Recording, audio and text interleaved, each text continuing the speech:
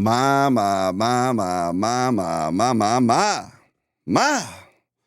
All right, so if you've watched much of my content, then a week ago, a couple of weeks ago, I guess now, a couple of Mondays ago, I was on a podcast, the Vulcan podcast, excuse me, and there was a guy on there went by the name of Zaddy. And if you saw that podcast, it was the headline was about Chud the Builder, but a lot of the content ended up not being about Chud the Builder. It ended up being about Zaddy, the pissed off, feminine-minded dude who wouldn't just let it go. That's kind of what it ended up being. At any rate, the story is I was on a conference call with a couple of podcasters that have the Vulcan podcast. It's their podcast, so I was on the phone with Vulcan and one of the other guys, on a conference call, and this guy Zaddy was in there, and he just, I don't know, man. It was like talking to a crazy woman. His goal was basically just to stir up mess and try to push my buttons and try to get me to do and say things that he could then turn around and these three guys are black. Okay, that's just if you hadn't seen the podcast, that's really an insignificant aspect, except for Zaddy. Okay, because it means something to Zaddy. So he was just basically trying to push my buttons and stuff, kind of blindsided me in hopes that I would say something he could misconstrue and he could present to the public to say, this is proof that Dane is a racist. He's a racist white man. Which anyone who knows me, especially if they know me personally, like flesh and blood, in the room, sucking the same air that I'm sucking on in the room in real life, if they know me, they know that to say that I have anything against black people at all is just completely absurd. But this guy doesn't know me. I don't even know where he lives at in the country, but he's just loosely connected to me through the Vulcan soapbox. See? And so I was asked to go on the Vulcan soapbox. I came across Vulcan on the No Fugazi debate panel months ago. He seemed like a nice guy. It was, oddly enough, he looks like a black version of my youngest son, Jude. It was really, really weird. So I went and subbed up to his channel, and he showed back up on No Fugazi's panel one or two more times after that. And then they asked me to be on their podcast, and we moved forward with it. And I enjoy it. I enjoy the entertainment. I enjoy the intellectual, cognitive exercise of it all. So, hey, yeah, cool, let's do it. I mean, I don't get it's not like I get paid for it. It's just kind of like a fairly expensive hobby that I get to do.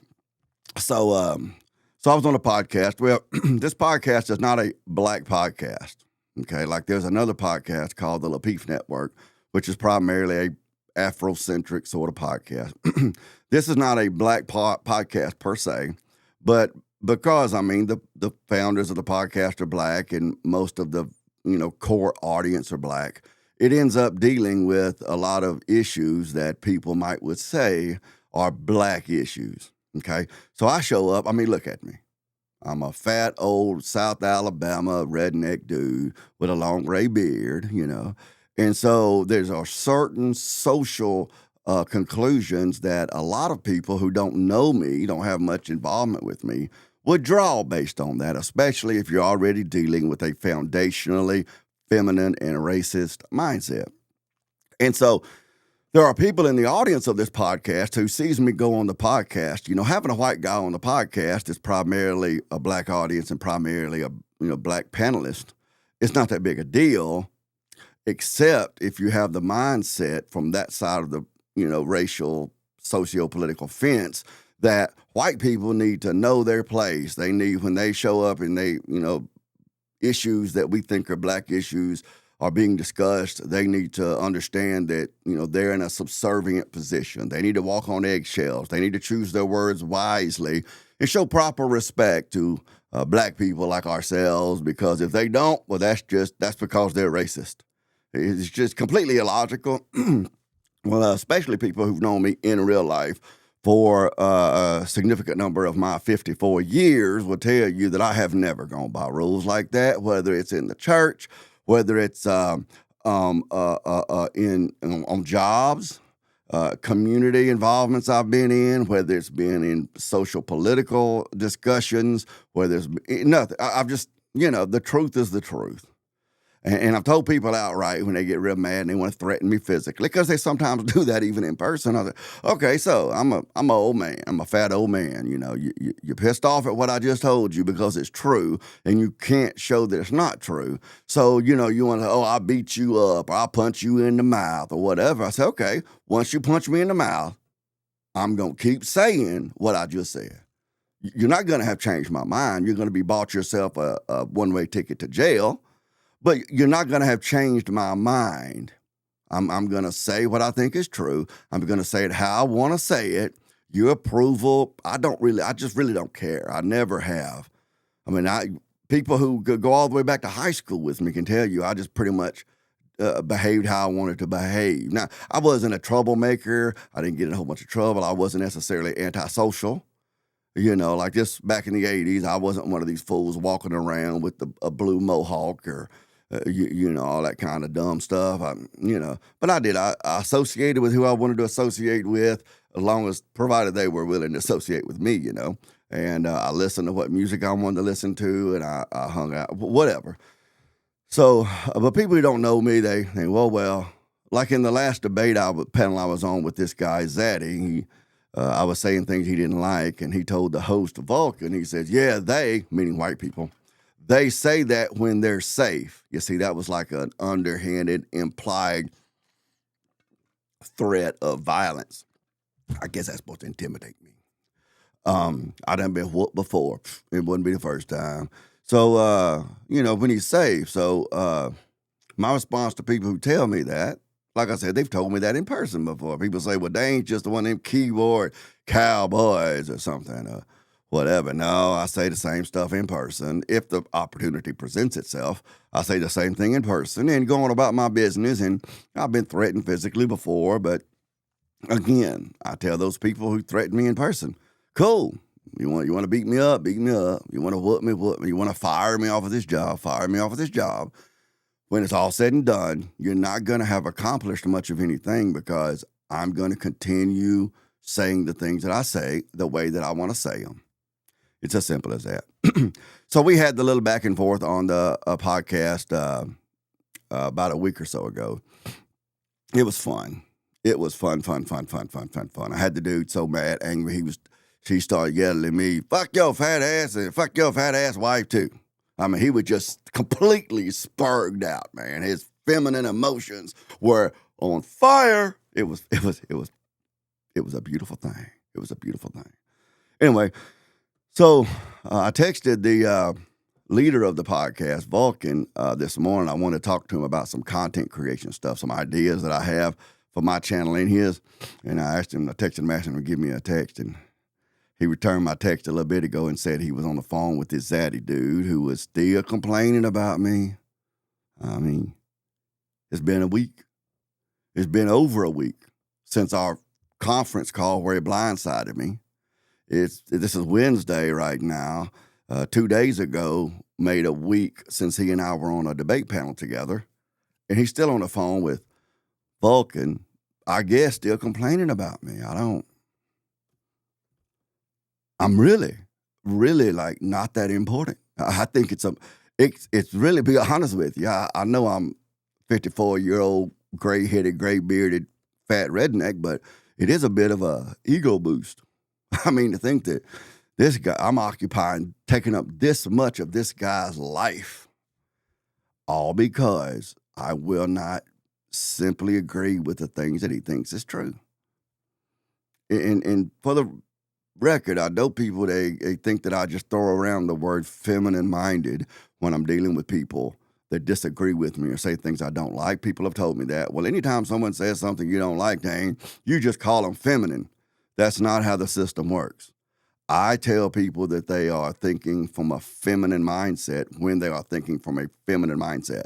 And this guy being so fixated, just absolutely obsessed with, I don't know, controlling my behavior, controlling, the things that I say or control. I don't know. That, in fact, comes from the feminine mindset, and I'll explain to you why I say it's feminine.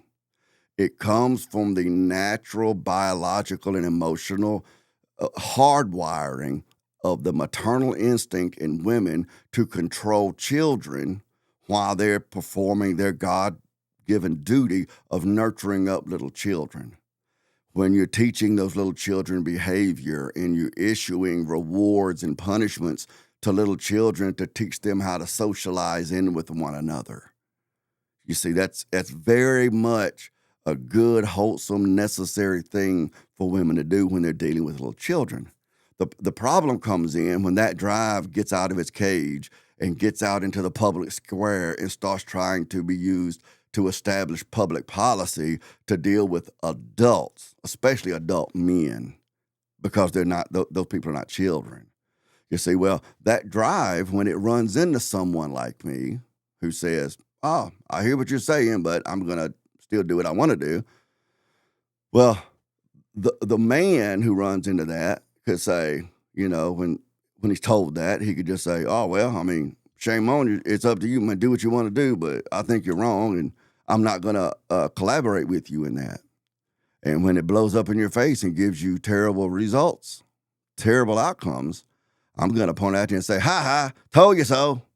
You see, I'm going about my business. The feminine mind can't do that, because the feminine mind, the philosophical underpinnings in its head, whether that feminine mind is in a male or a female, a man or a woman, the philosophical cognitive underpinnings in that feminine mind is that they are dealing with a child that needs to be taught how to behave, and the correct way to behave ends up being whatever it is that pleases that feminine-minded person, and there doesn't have to be any objective reason for believing it.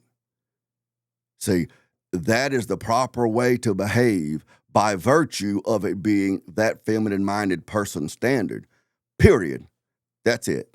That's all it is. And so that feminine mind often would just get obsessed with just harping. And I call this character the celestial mother, because typically it's in women, but it does appear in men, as with this guy, Zaddy. So I call it the celestial mother, and that's because somewhere in their mind, foundationally speaking, that person believes that everyone else on the planet are their charges. Those are their wards, their children, their students, you see. And the celestial mother sees herself, even if it happens to be a man, as being responsible for publishing, disseminating those standards, and then trying to compel others to behave. And since they can't, put everyone in the corner or take away their recess privileges or whatever, well, then they just end up doing what this guy is doing. Fixated, I guess.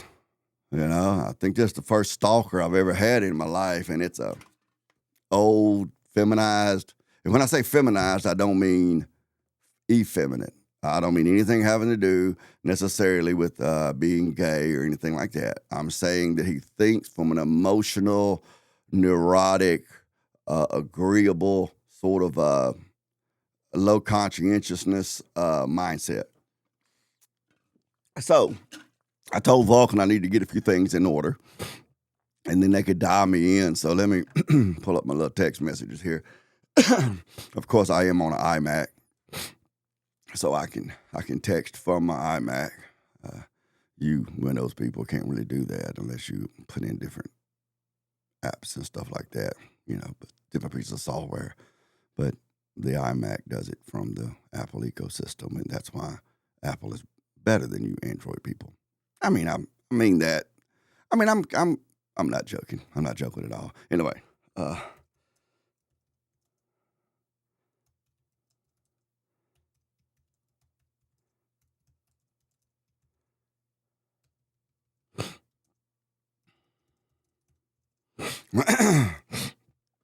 now, if they're still on the phone and they dial me into the conference call, they may not come over on the recording immediately, and if they don't, then you may end up getting our audio. You may end up getting our audio after we start talking. So we'll see what happens. This is my first time wiring my cellulite phone up to my Rodecaster over here, and trying to bring in like this to record a phone call. And so, I don't know what state this Zaddy dude's in. I'm not really sure what state Vulcan's in. Seems like he's told me, but it wasn't important to me, I guess, so I didn't remember it. But I am in Alabama, and Alabama is a single notification state. If you're going to record a conversation, one person has to be aware that it's being recorded. And if one person knows it's being recorded, then it's legal to record. In other words, when you call the doctor or some business on the phone and they say, this phone call is being recorded for training purposes and blah, blah, blah, blah, they have to notify you that because they deal in all 50 states probably. But in the state of Alabama, as long as one person knows that the conversation is being recorded, then it is legal to do so. And that one person can be me, the one who's recording it. And I'm only going to publish this video through my platforms with Vulcan's permission. I don't have to get his permission. I do not have to get Vulcan's permission. But just out of respect, see, that's how the hierarchy works. Just out of respect, I'm going to make sure with Vulcan that he doesn't have an issue with, because he's going to be on the conversation too. If it was just me and Zaddy, I wouldn't even worry about it. But, because I got respect for Vulcan. I ain't got no respect for Zaddy. Of course, Zaddy would probably give me that feminine girl mind.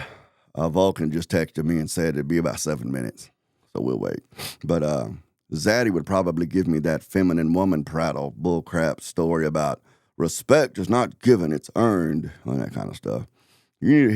Typically, feminine-minded people, especially if they're men with a feminine mind, but women as well, they like to use that word respect as some sort of a crowbar or club to pry people into doing whatever they want them to do. They use it to manipulate stuff.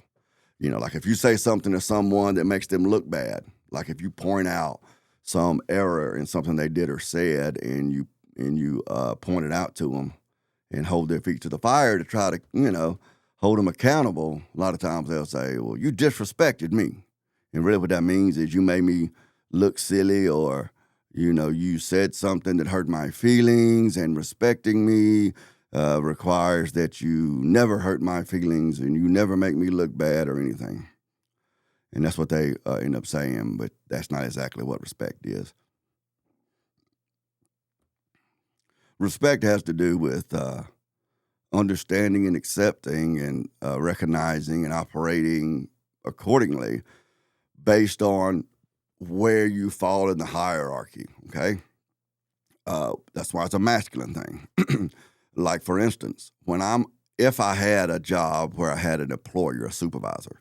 So say I had a job where I had a supervisor. When I'm on the job and that supervisor comes to me and says, hey, Dane, I want you to go do such and such. I don't really get to argue with him about it. I don't get to compel him to convince me or persuade me or compromise with me or whatever. He's the boss.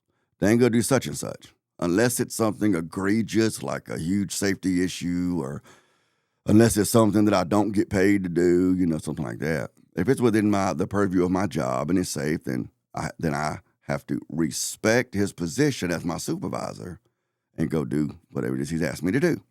Because I'm the employee, he's the supervisor. And those are our two positions with, here's the word, you probably heard it used like this before, with respect to one another. Supervisor, Dane. So the respect is when he respects me as an employee, and I respect him as a supervisor. That's our positions in the hierarchy with respect to one another. Okay? That's how it works. Now, if I run into that same supervisor in Walmart, and let's say he went in there thinking he was going to grab a loaf of bread, and then his wife sent him a text message asking him to pick up a dozen other things, and I run into him on the aisle, and he's got a big armload of groceries and everything, and I show up, and I say, hey, man, how's it going, brother? And he says, man, my wife called me, and I got all this big arm, man. Dane, run up there to the front of Walmart, Dane, and get me a buggy. Now, I wasn't necessarily mind helping him out, just man to man. But if if he would look at me and just give me an order like, hey, Dane, run up like I'm an employee, we're not on the job. So there is not that supervisor-employee respect. We just two men, see, because we're in Walmart. At that point, I'm not compelled to respect him as my supervisor, because in that context, he's not.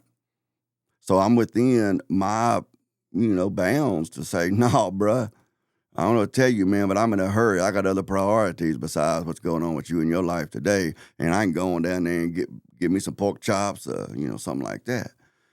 Whatever. And when I done that, I did not disrespect the dude, even though I left him hanging, and he had to take care of his own business, and I probably might have pissed him off.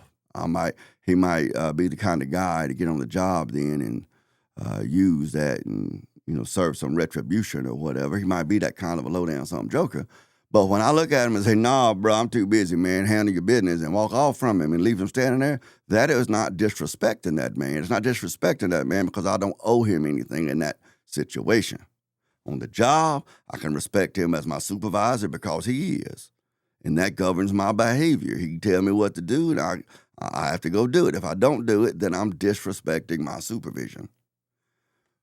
But if the same two people, me and him, end up in Walmart and he tells me what to do, I can tell him go fall in a hole, and I have not disrespected him, because with respect to one another, we are equals.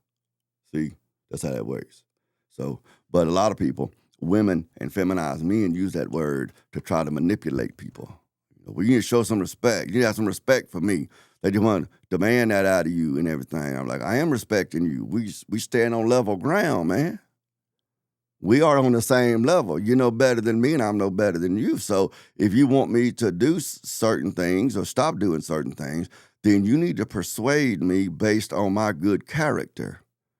If what I'm saying and doing is causing you an issue, you want me to stop saying or doing it so that you could be more comfortable, I don't have a problem at all doing that.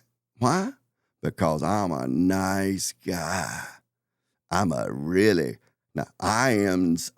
the nicest. I mean, my level of niceness is huge. But I am not obligated. So that man, when we're on the same level, is going to need to draw off of something besides respect. He's going to have to persuade me. That sort of thing. Ordinarily, if I was in that position, excuse me, if I was in that position, again, because I'm a nice guy, I'd probably say, hang on, man, let me run and get your buggy for you. But I'm not obligated to do that. But that's just kind of fella I am. That's why, I've been on jobs before, and even my brother, Justin, has accused me before of just kissing up to the boss man, when the reality is, no, he's a man like me. I'm just helping him out. I would do it for the working man next to me. Why wouldn't I do it for the guy with the white hat on in supervision? You see, it's, but that's just me based on my own good character, if I do say so myself. All right, let's see what we got here. Looks like we're up. Showtime. Hello? Hello? Hello? Hey, can you hear me? Yes, sir. All right. we got Big Daddy Podcast Dane, and we got Zaddy in the building. Oh, wow. Stop that. Hey, okay, so I need to get you on the phone, Dan, first of all, because this is, as a man and all the above, hey, I apologize for talking about your wife, for saying that. That's out of character, and no one should act like that. So I apologize. Let me say that. That's how I got started about first off. So I'll say that to you. Second of all, I want to say I hate you. No. No. Hey, Dane, I have a question to ask you. Okay. Look, James. Mm-hmm. Did at any point on that show did we argue, or did I ask you a question and you answered the question and it never got loud? I don't think we argued. That's what I'm trying to tell people. I'm like, well, no, there was I think the question you're asking, I think, may have a semantical problem, because I think maybe based on your question, you don't understand what an argument is.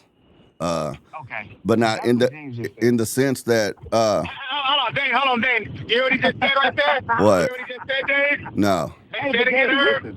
Listen, Dane. Say it again. Say it again. What you just said. This is where me and James argue. Dane, listen what you just said, Dane, and I would say yes, you're right. This is where I say, hey, I can see what you're saying. Yes. You This is see where what me I'm and James. saying? Dane, no, Dane. This is where me and James argue, and I don't think he's arguing. This is where me and James argue because James can't say he's wrong, and I can say when I'm wrong. So what you just said? Okay, I agree with you. Well, go ahead. Okay, so Go I ahead, was here. James. Dane, what he said was, James just told me that. I just told him. Because he said argument. He goes. I didn't yell. I said you use words more loosely than me. When I say argue, I mean rebutting a claim. Right. You mean argue as in a quarrel. And so I said, I'm not saying he's wrong in how he's defined. I just understand, like, when I'm speaking about terms, I'm typically meaning it in a clinical sense. Correct. I don't mean it in the colloquial or connotative casual sense. Did you see that? Did you watch that group text that you and I and Enos are in? I sent you that Monty Python clip about the argument clinic. Did you watch it, James? I don't think so. It's a comedy skit from England back I think in the 70s or something, and it covers that. It covers the question of contradiction and bickering versus an argument being a series of assertions to a series of propositions to defend an assertion. But yeah, a lot of people are like that. They think that an argument, arguing or whatever, just means that you're bickering back and forth like women and children. When that's not what we mean. When it's like how people misunderstand the term apologetics. You know, when you're speaking in a philosophical or theological sense, and you say, "Well, I'm going to offer an apology for my faith," they're like, "Oh, there's no reason to say you're sorry." They don't understand what an apology is either. You know, a lot of times they think it's okay. So. I cut you off. I'm sorry. But yeah, we argued. I'm gonna say mine wasn't from there. Mine was no. That was me just being, hey, listen again. Hey, I had no point in bringing her into it or involving her, like not her name or anything, just her. So that's why I'm apologizing because that was wrong on my part. So that's why I did it. Well, I appreciate that. I mean, I'll tell her, but she's a pretty tough cookie. Please don't. I don't want her to want me. She was watching the video. She's already aware of the video.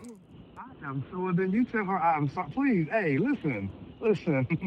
I can yell at you, but I would never yell at a woman. You know. Well, I sincerely apologize. Yeah, I understand. I appreciate that. You know, but yeah. So, but I mean, I don't get, and I want to also say that I think there's a miscommunication or I don't want to say the wrong word. I know how you guys get, but that I don't like you. Like, I've said it numerous times. I think you're pretty intelligent. I think we have different viewpoints, and I think that's what the conversation is. And that's why I was like, man, like, and I wish we had more time to talk about it before the show, because apparently, you know, since I'm in my feelings, I was like, no, not at all. But hey, again, you saying the boy thing, you know what I'm saying? It's kind of way. I was using that to point out on the show. Again, I've told James this.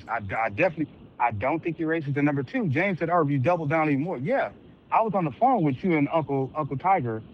I don't think y'all realized I was still on there, but I'm hearing you, and I've heard you before. So no, I don't think you're racist. No, I don't think you walk around with a Klan. I don't think I hate black people. I definitely don't think that. And I want you to know, like, that's not where I come from. I'm not. Well, if I can be completely honest, Zaddy, on several things, when it comes. Wait, time out. It's Herb, brother. It's Herb. It's not. It's okay, Herb. well, whichever works. It's okay. But if I can be, like I said, completely honest on that, Dane don't really care whether somebody thinks I'm racist or not. I mean, I appreciate you saying that, but in my world, it never crosses my mind what does somebody think about my moral character or whatever. That's one thing. So I mean, I appreciate that, but even if you thought I was racist, it wouldn't bother me a bit.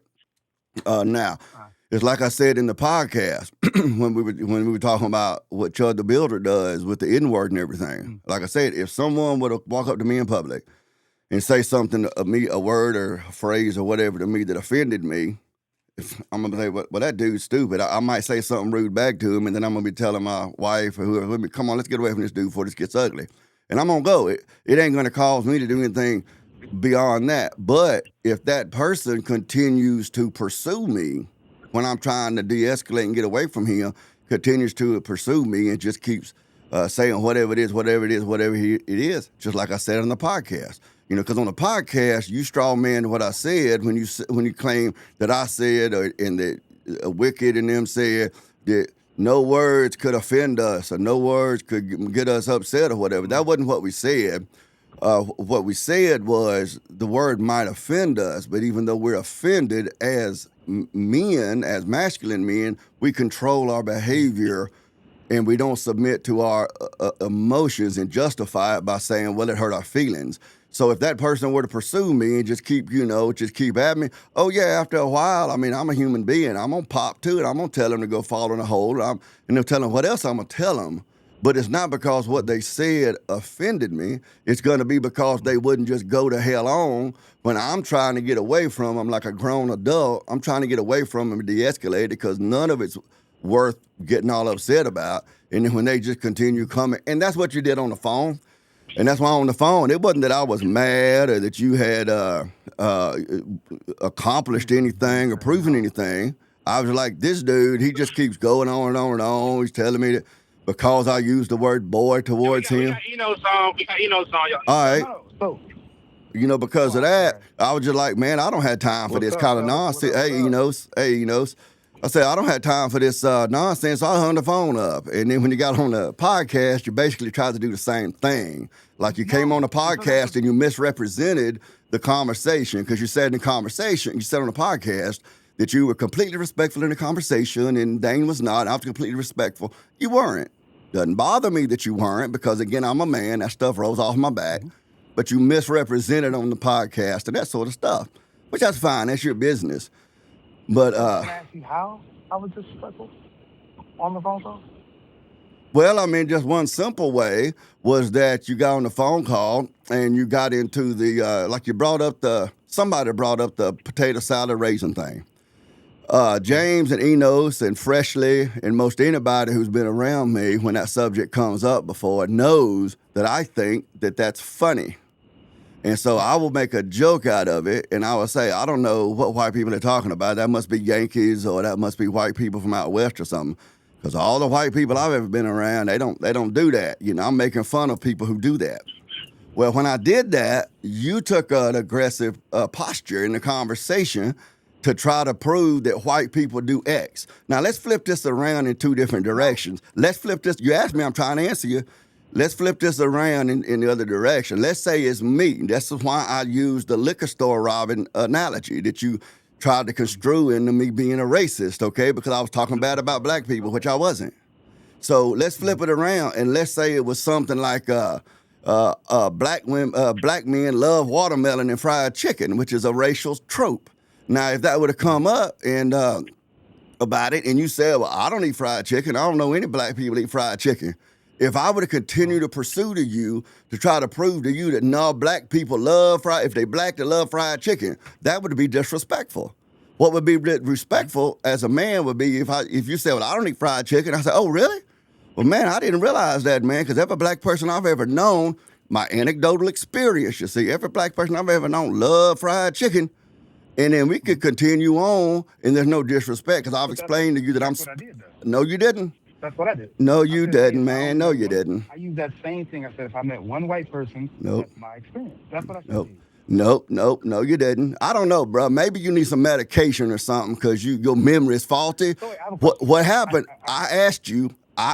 You misrepresented again. I asked you how many white people's potato salad you ever ate had raisins in it. You said none. I said, well, what makes you think that? And you said, well, I didn't eat it, but I saw it. I said, okay, how many have you seen that you saw that had raisins in it? And then your response was, well, even if it was one, I said, well, that don't mean that white people put raisins in their potato salad. You said it did. So then I said, okay, what if I say I've seen a black man rob a liquor store? So that must mean that black men rob liquor stores. And then you launched off into trying to say that because I used that negative description for black people, that proves something about me having a negative opinion of black people. And then you wouldn't shut up about it. As I tried to respond to you to explain that it was a hypothetical, and try to explain how you would not shut up. You just kept going on and on and on. And then when I finally, and I asked you, are you going to listen to what I got to say? And you said, no, you don't get to talk or something like that. Or I'm not going to listen to you. And I said to you, and that was when I said, no, you're going to listen to me, boy. Because I say that to everybody. I don't care what color. I don't care what color or race or age or they are. I might even say to somebody that might even be female. But when I said that, you had your nugget. You had your smoking gun, and that's when you started talking about outright how racist I was. And that's when I hung up on you. So this is what I say. You can ask James. James will say, I've never said you're racist. Never. I don't think you're racist. But I was making a point so that to build it when I brought it up. And again, like I just asked you a question. I wasn't trying to attack. I don't think I brought it up like in a mean way. I was just asking you a question. We weren't even talking about Chud the Builder on the phone. No. We were no. Oh no. We got on the podcast. Sorry. On the phone. The story I just recanted to you was the phone conversation. Absolutely. And again, you haven't said where I was being disrespectful and rude. You don't think it's okay? Okay, all right then. But I don't know what to tell you, man. Maybe you and I speak two different languages. Maybe you're of a mindset that you don't do nothing wrong. Hang on. Maybe you're of the mindset that you don't do anything wrong, and then when you do things wrong, then you have excuses for it, and you have this gaslighting thing when you're outright disrespectful and that sort of stuff. Here goes another one. And then you just turn around and say, "I didn't do that." Well, if that's the case, Zaddy, I don't know why we're on the phone. No, it's Herb. Okay, no, because again, I think you're in touch. I want to hear where you're coming from. I'm telling you where I'm coming from, and you turn around and denying that place exists. I hear you. Cool, and that's your viewpoint. I can't argue with your viewpoint. It's not my viewpoint. It is what happened. It's what happened. About you spoke about you said that you would be upset after a while, and then you would say something.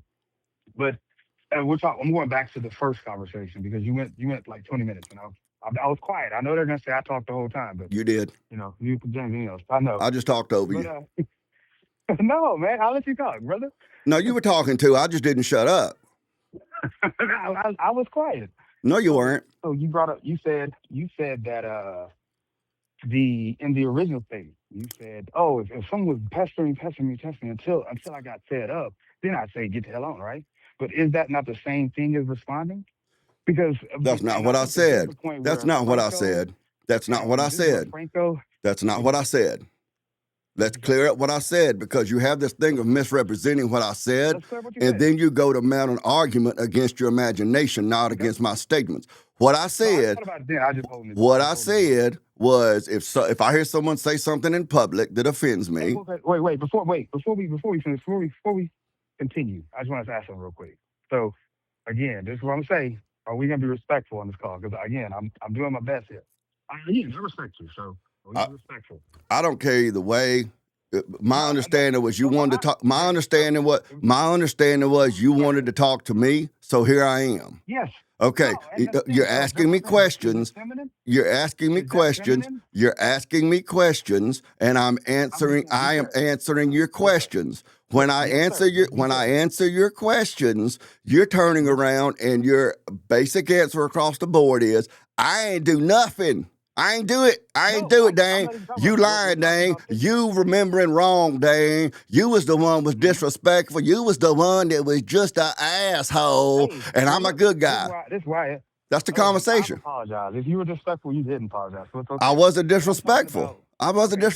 Look, man, let me ask you this. Let me ask you this. Do I get to ask anything? Or did you just call me up to chatter? Do I get to speak? You've been speaking. You talk for 30 minutes. I was answering your question. I have not asked you a question. Go ahead. See? This is the problem. You got it. You asked to speak to me. I made time in my day to accommodate your needs. You're not accommodating my needs. Yeah. You asked to speak to me. Why in the world? Why in the world? I am occupying so much in your mind and in your life. Okay, I so don't know. Here we go. Wait. So wait. No. Wait. Listen, James. This conversation's going left because this bitch. Come on now. Talk to him because he's about to make me turn it on. I'm like, yo, I'm having a conversation with him. You can turn on if you want, man, but I have a question to ask whenever you get finished harping. Here we go again. Listen. All right. Hey, look. All right. I get it. Hey, just know if you ever see me, I'm fucking you up. Like, that's just it, brother. Like, I've been so respectful. And I'm going to keep on saying, you hold nothing. if you do fuck me up, if you do fuck me up, I'm going to keep on saying what I say as fucked up as I'm going to be. You're a coward. Like, I've been so respectful this whole conversation trying to talk to you, and all you're doing is talking crazy. Do you need me? Give me your P.O. box, and I will mail you a Kleenex. Hey, wait, we don't have to go there. We don't have to go there. I'm trying to listen. Listen. Trying to show him what he's saying. Okay, if I may jump in. You may. Come on, y'all. And I get it's a lot of. Y'all. Don't say y'all. Don't. Hold on, Herb. This is the problem. Listen. I'm gonna tell you problem. Something. Don't jump in when I say something because you didn't stop him. Hold on, Herb. Just listen. Okay, look. I haven't been on this phone call for a while. Now, okay, so. This is what I'm hearing. Not trying to trigger you. I'm just saying I'm hearing he's talking. Now I could get it. It could be long. Dan could be long with it. But if he's saying things that answering the questions you asking him, just a word of advice. Just go ahead. Just wait it out. If you don't have time to make this go to make it smoother, you want to write all the stuff. Just write everything he got down because he might be long with it. If that's the case, I can feel the impatience. Write all that stuff down, whatever, and then you can address them point by point. So also, let's address the disrespect because I'm being respectful. I'm not disrespecting. I'm not addressing any disrespect until I get to ask my question. Till I get to ask my question. Well, no. I want to say something again. Was your goal to reconcile? Is this your goal, Herb? Is to reconcile? If that's the goal, then let's. Oh yeah, no. Darius missed the first part. Darius missed the first part when you apologized. Like, I have no problem with this man. Like I've said that. He has a problem with me. I don't have a problem with you at all. You have a. Hold on. Let me hear James right quick, Herb. Hold on, let me hear James right quick. Yeah, I'm just letting Herb know he missed. Darius missed the very first part of what you had said when you got on the phone. Right. Okay. He wasn't on for that part. Wait, what happened? Yeah, you hear me, Herb? I didn't know what. No. Yeah, I just came in. That's what I was asking. What was your intention? Because Dan said you wanted to speak to him, so I was wondering what was your intention. To have a conversation. Listen, James, have you called me a sister? Have I called you a sister? Have you called me a sister? Have you talked and everything? And I'm like, this dude is very disrespectful. Is this a brownie or is this a cake? He's not a racist. He's disrespectful. Oh, it's not the cake. Look. I respect everybody. I think that's the difference. No, you don't. That's the difference. No, you don't. I just respect that. No, I'm even respecting you. Like, do I get to say anything, or does he just get to keep harping? Oh no, go ahead. I'm sorry. Go ahead. Thank you. First of all, I don't know where you get this word sissy because that's not even a word I use in my vernacular. But you could say that and believe that if you want. Number two, number two, you keep using this word respect. Okay. You could try to use that as some sort of leverage or something if you want. But what I would like to hear, can I speak without you having to talk over you? Or are you just so emotionally driven that you can't shut up and listen? I know you just wanna. You have a compulsion to do things and you can't hold back so communication can happen. So, yes, you're right. Okay, can I ask? That's what I'm saying. This is write it down. Okay, cool. So when if that's your goal, I'm gonna say this is your goal. Okay. Yes, sir. Can I ask my question? Yeah. Okay, you keep bringing up this word respect. I need to know what you consider. How do you define respect? Like in an objectively defendable way. Explain to me, please, what constitutes respect. Mm-hmm. I'm gonna hear you out. Can you just answer my question instead of giving me a preamble? How do you define respect? I'm answering the question. No, you're not. You're giving me a soliloquy. You're giving me some kind of preamble. I'm not asking you to tell me you're going to hear me out. What is respect? That's the start. This is the start of. So let's go backwards because you just said I cut you off, and it's simple. What is respect? What is respect? Simple. Can you just answer that question? I was starting to answer the question. No, you weren't. You were starting to tell me what you were going to do. I didn't ask you what you were going to do. I asked you to tell me what you think respect is. Hearing the person out, understanding where they're coming from. That's it. That's that. In a nutshell, tell me I'm wrong. You're wrong. Where? Okay. What is respect, man? Okay. Are you going to be quiet long enough for me to explain it to you? Absolutely. Okay. Respect has to do with the masculine hierarchy and where people sort themselves out naturally within that hierarchy. And I'll explain more to you. If I'm on a job, I have a supervisor. That supervisor is above me in his station on the job. Okay? When he says to me to do something, I have to go do it. As long as it's within my job description and it's not unsafe, it's within all of those bounds, I have to go do it. I don't get to bicker with him about it. I don't get to demand that he convince me. I don't get to offer my opinion if he doesn't want it. My boss on the job can also tell me to hush. See what I'm saying? He can say, be quiet, Dane, and get to work. Dane, you're talking too much. I've heard that many times. Okay? He's the supervisor. He is above me. I am below him. So my relationship is governed, and his relationship is governed. Our relationship is governed with respect to our positions in the hierarchy. I am an employee, and he is my manager. That's how we operate with respect to one another, meaning our positions. Our positions, okay? Now, if I'm in Walmart after work, and I happen up on that same fella, maybe his wife told him to stop by and get a loaf of bread. And he gets in Walmart, and he starts getting text messages from his wife telling him to get more stuff. Well, he just walked in and grabbed a loaf of bread. He didn't get no buggy. So if I happen up on him on aisle 14, and he's got an armload of crap that he's struggling to drop and everything, and I'm going to say, hey, man, what's going on? Well, he tells me a story about his wife, and then he says, Dane, run up there and get me a buggy so I don't drop this. He's still my supervisor, but I'm under no obligation to submit to any of his will or guidance or demands at all. So I can either, out of my goodness, go get it for him, out of my good character. I can either do that, or I can say, nah, bro, I'm in a hurry, good luck, and I can leave him standing there. If I choose to leave him standing there, I haven't disrespected that man, because standing on aisle 14, we are on equal grounds with one another. There's nothing to be respected there other than two good men. That's it. That's it. But there's no obligation. Now, what happens is people like y'all use that word respect as some kind of leverage. Take that out. Just say people. I will say what I want. People like you use that word respect to try to leverage, and manipulate people like a weapon. I just don't go for it. So you can keep throwing respect out. You can keep throwing that word out if you want to. It's not going to affect me at all. I think you have me wrong. I mean, let me say that. Of course you do, Zaddy. I think you have me. Of course you do. Stop that. All right, that's cool, Dave. You want to explain, Herb? Go ahead, Herb. I think he has me wrong because, no, that's not me. I don't want to weaponize anything. Literally, I just, listen, again. But what you think about what he just said, though, just address exactly what he said about how he feels about well, first, do you have any comments, Enos? Do we have any comments? No, just go ahead. I think it's hilarious. I think he said the exact same thing that I said, except he used positions.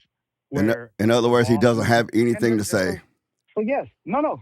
So neither me or him are in a higher position here, but still, I'm telling him I respect. He tells me, "Hey, you're talking." I'm like, "Shit, you're right." I literally consciously like, "Oh shit, he's right. Let me be quiet. Go ahead, you got it." You know what I'm saying? Like that's what I'm saying. I think you have me wrong. Like no, of course you do. And James will tell you, I hear you talking. And listen, but him saying that it's no grounds for respect if we all even playing to that part. And what I'm hearing from him is I I'm saying, because I say I respect him, he doesn't respect me. He's above me, so I need to shut up when he's talking. But the funny thing is, I'm still doing it. I respect him. That's You know not what what I I mean? I said at respect all. everybody. But you can keep lying if you want to. You can keep lying if I'm you not. want to. Oh, and Yeah. then what was that point? What was that you said that they even playing for? I thought that was good. What? Repeat that again for me. Which part? You said that in the supervisor position makes sense, but the analogy you gave about the grocery shop. Yeah, if we're you not don't on the owe him. job, if we're not on the You job, don't owe me. if we're not Can on you the job, correlate that how that relates to you and her But right what now? I just said. Hold What I just on, said. her Yes, for sir. a few Yes, minutes. sir. okay, Can you make it simple for me, for myself? Because I think yeah, you're going the somewhere way with it that, and I relates, ain't catch it. the way it relates to me and him is Mhm. when I get on the phone with him, or like on the first conversation, Frank was there. I didn't go into that conversation thinking, "Oh, I'm something special. These guys owe me respect. I'm entitled to their respect." I just went into the conversation with, "Hey, we're just a bunch of guys on the phone. Hold on. We're just a couple of Say guys that on. again. We're just a couple of guys on the phone, just like we'd be a couple of guys standing on aisle 14 on the podcast." Me and him, we're just a couple of guys on the podcast. The podcast doesn't belong to either one of us. We're both guests on the phone right now. He asked for Vulcan to call me. So, but y'all don't mind doing, but I'm setting aside time. I'm setting this time out of my day to have this conversation. Okay. So in a sense, he's my guest right now into my life.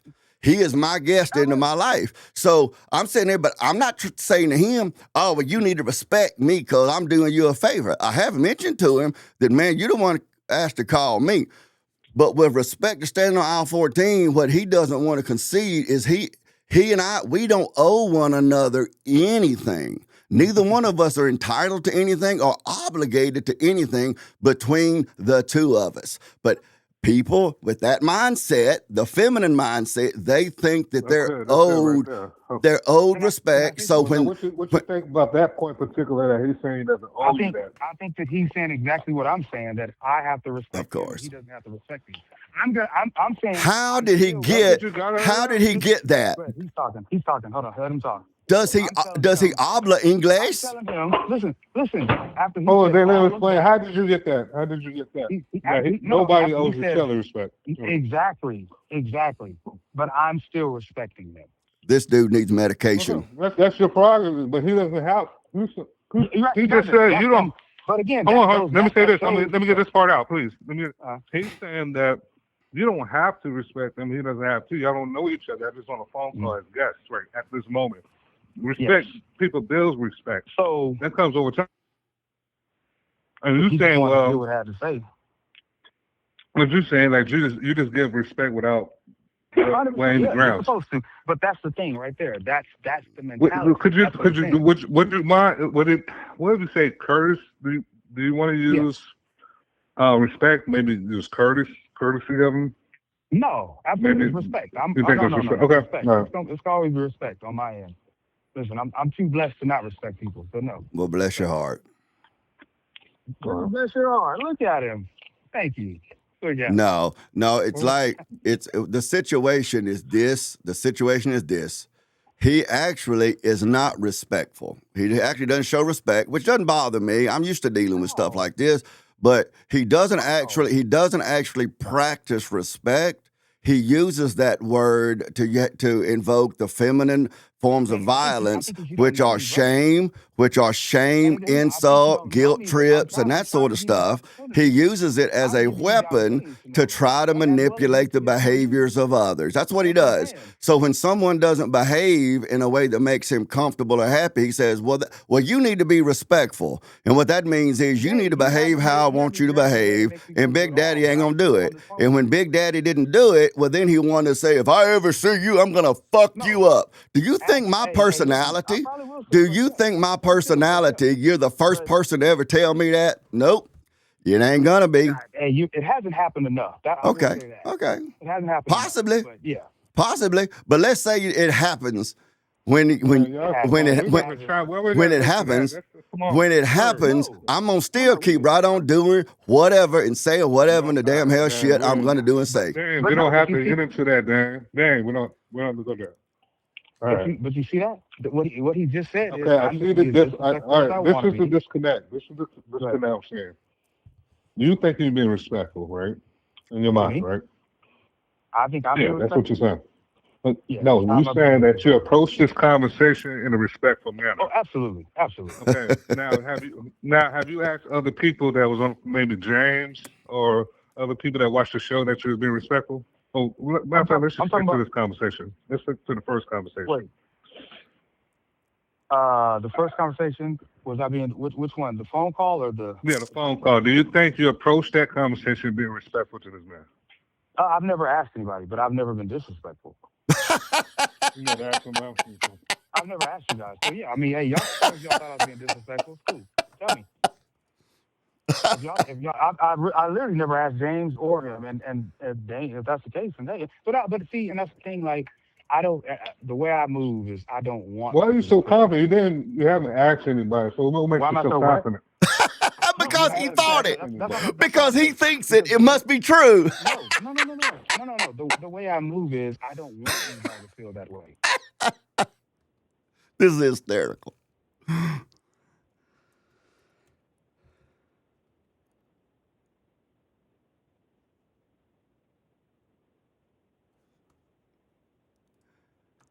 Is everybody still here? Did I get cut off? What's up?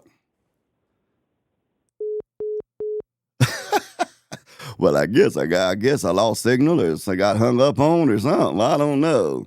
But see, this is a perfect example, folks, of the feminine mindset. See, I can behave however I want to behave. I mean, it's a well-known meme across the internet, but in real life as well, is that women almost always refuse to take accountability. And when you start trying to give them accountability, they come up with excuses. When you try to ask them to justify their excuses about whether or not, the way they understand it's actually true or not, they don't want to hear any of that. They just want to say, well, it's because I think it, basically. And then if you continue holding their feet to the fire, you do what this dude did. And he said, if I ever see you, I'm going to fuck you up. Okay. I mean, I guess this is middle school now. So you say that a grown ass man, that a grown ass man is so controlled by his emotions that he can't have a confrontational conversation with another man unless he has the high ground and that other man just submits to his leadership and authority. See, and if that other man doesn't do that, well, then he's going to resort directly to violence or at least threats of violence. I mean, it says a lot right there. I mean, it says a lot about that person's cognitive mental faculties. I just think it's funny. I mean, dude, I've always been respectful. I never did anything wrong. Whatever it was he said, it was hysterical. I'll tell you, it's funny stuff. I'm gonna stay on the line here for a minute, see if they happen to call me back. See what's up. I don't know. I'll give him a minute and I'll call James back. See what's up. I shouldn't have lost signal. I'm on the Wi-Fi, so 2 gigs. Just got that hooked up. That's some good stuff. Good stuff. Let me send a text real quick.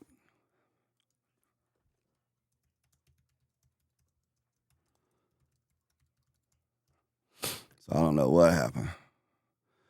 Just texted James.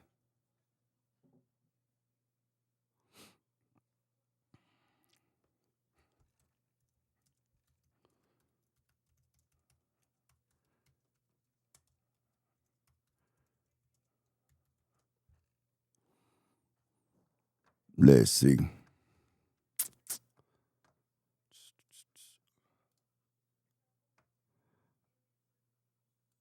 What happened? It didn't send my text. So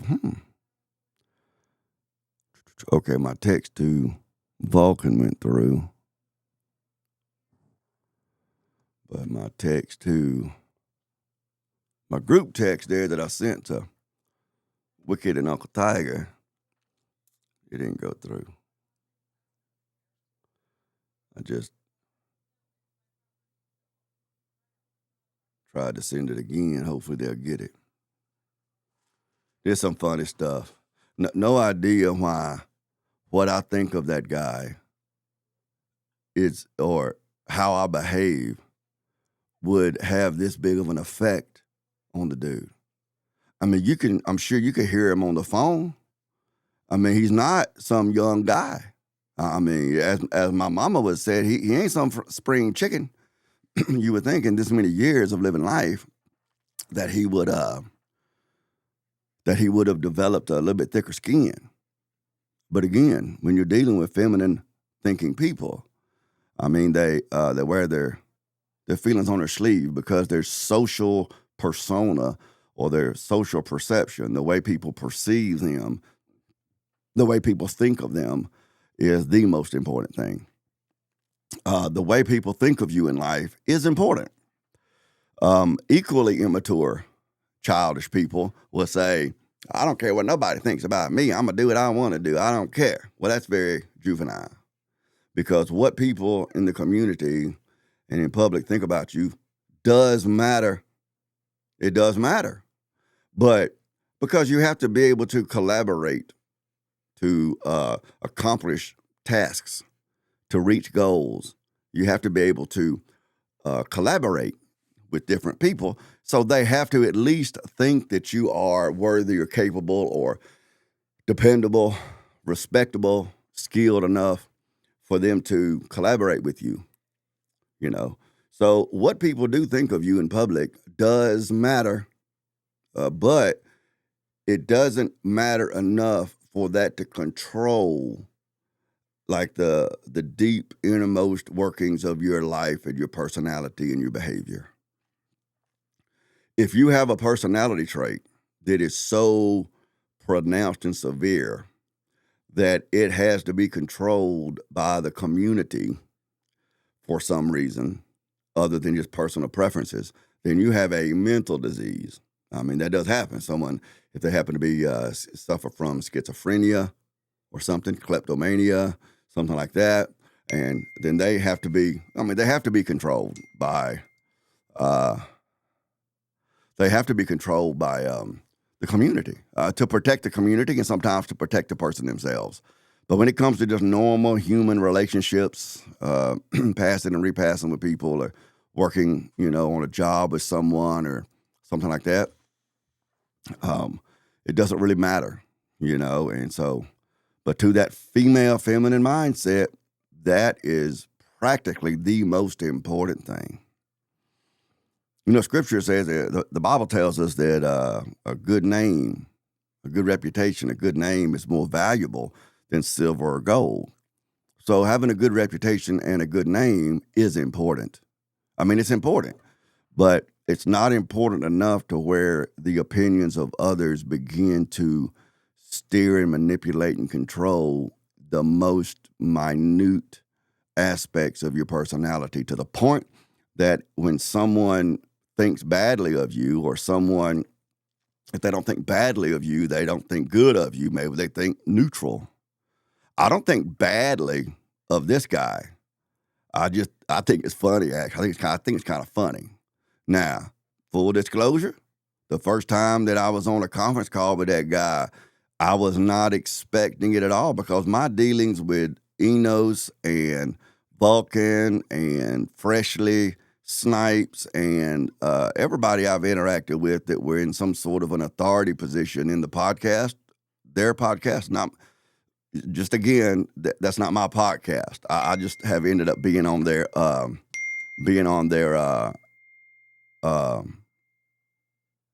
podcast a good bit. He said he just called me. I don't.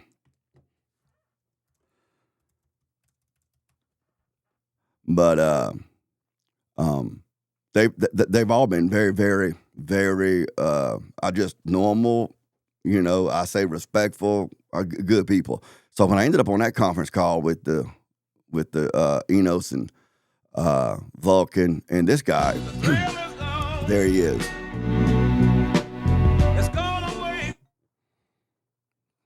Hello? Well, it dropped again.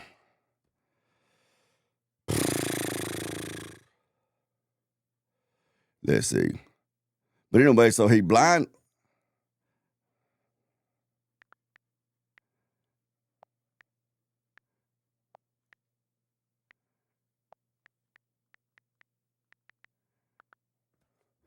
Yeah, he said it. Yeah, I have to get this straight out. Let me look here and see.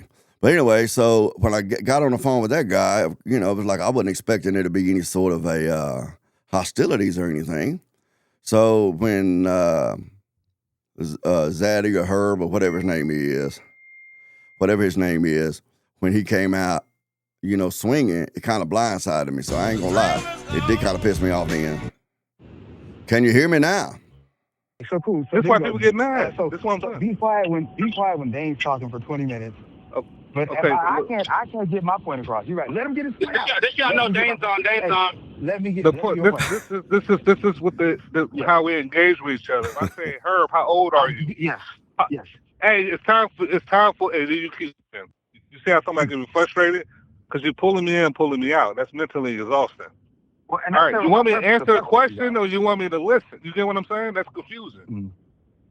That's the part that can frustrate people. Like I said, I've done these things. So I'm not, like I told you earlier, I'm not isolating you. I'm just trying to get you to understand. Still That's Cap. No, I'm joking. No, he's right. He's right. I don't. He's right. I do it to a certain degree. Oh, well, James sound muffled. I can hear you, Darius. Okay. I don't hear Dane though. That's because Dane wasn't talking. Dane was listening. Okay, he's there. But James, yeah, I hear Dane clear. James, you sound muffled, James. Oh, James ain't here. He ain't talking. But no, all I was saying was Dane's here. Yeah. Okay. Well, yeah, that was my whole point, Herb. That's my point as far as how you approached that last conversation. I want to say you approached it on the conversation in a respectful manner, from what I remember. So you can ask James, but I don't know, James. You can lead it. I don't want to start this off. I don't even want to. I yield the floor now.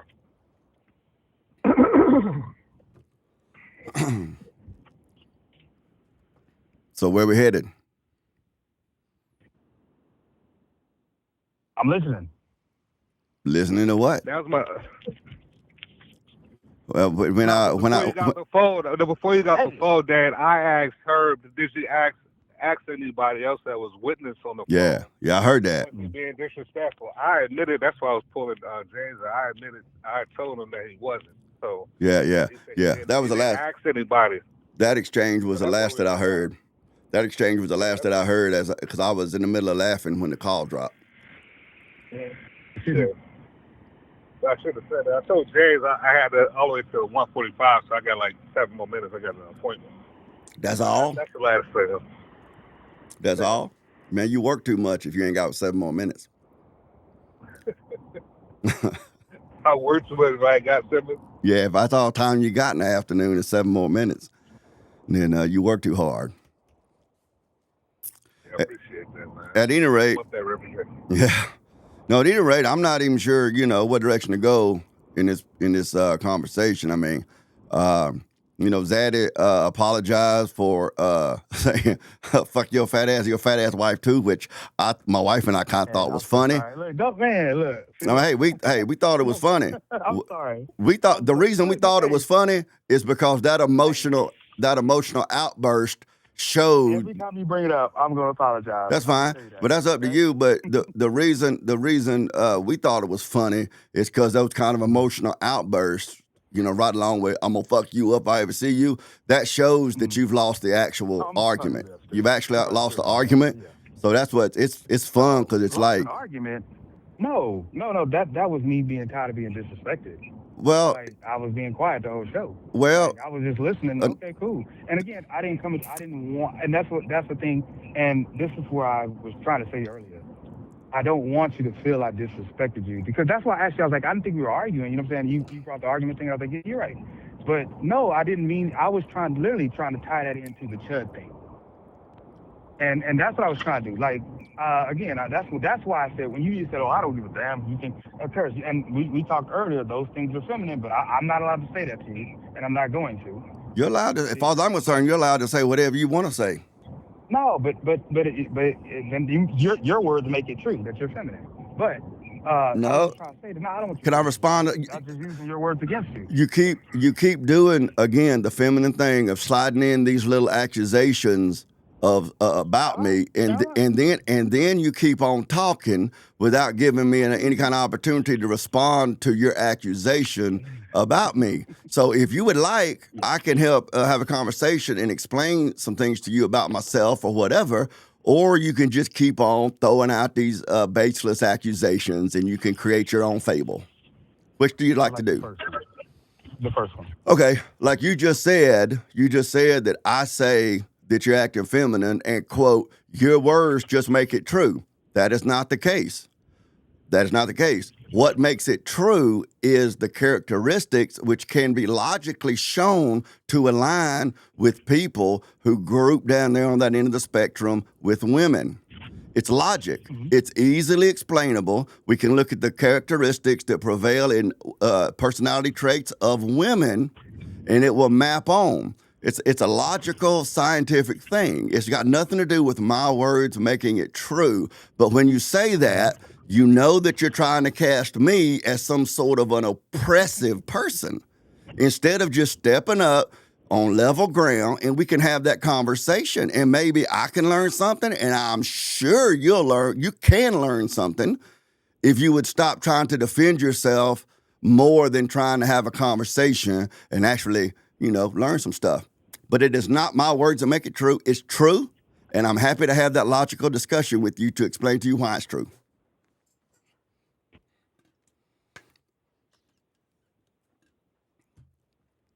Did the call drop again? Okay. So we hop on. We're supposed to hop on level ground, right? How do we get on level ground? Well, just like how I speak to you, Enos, which you and Vulcan, CJ, y'all are like an authority on the podcast. But otherwise, like when you and I are on the phone together, we're on level ground.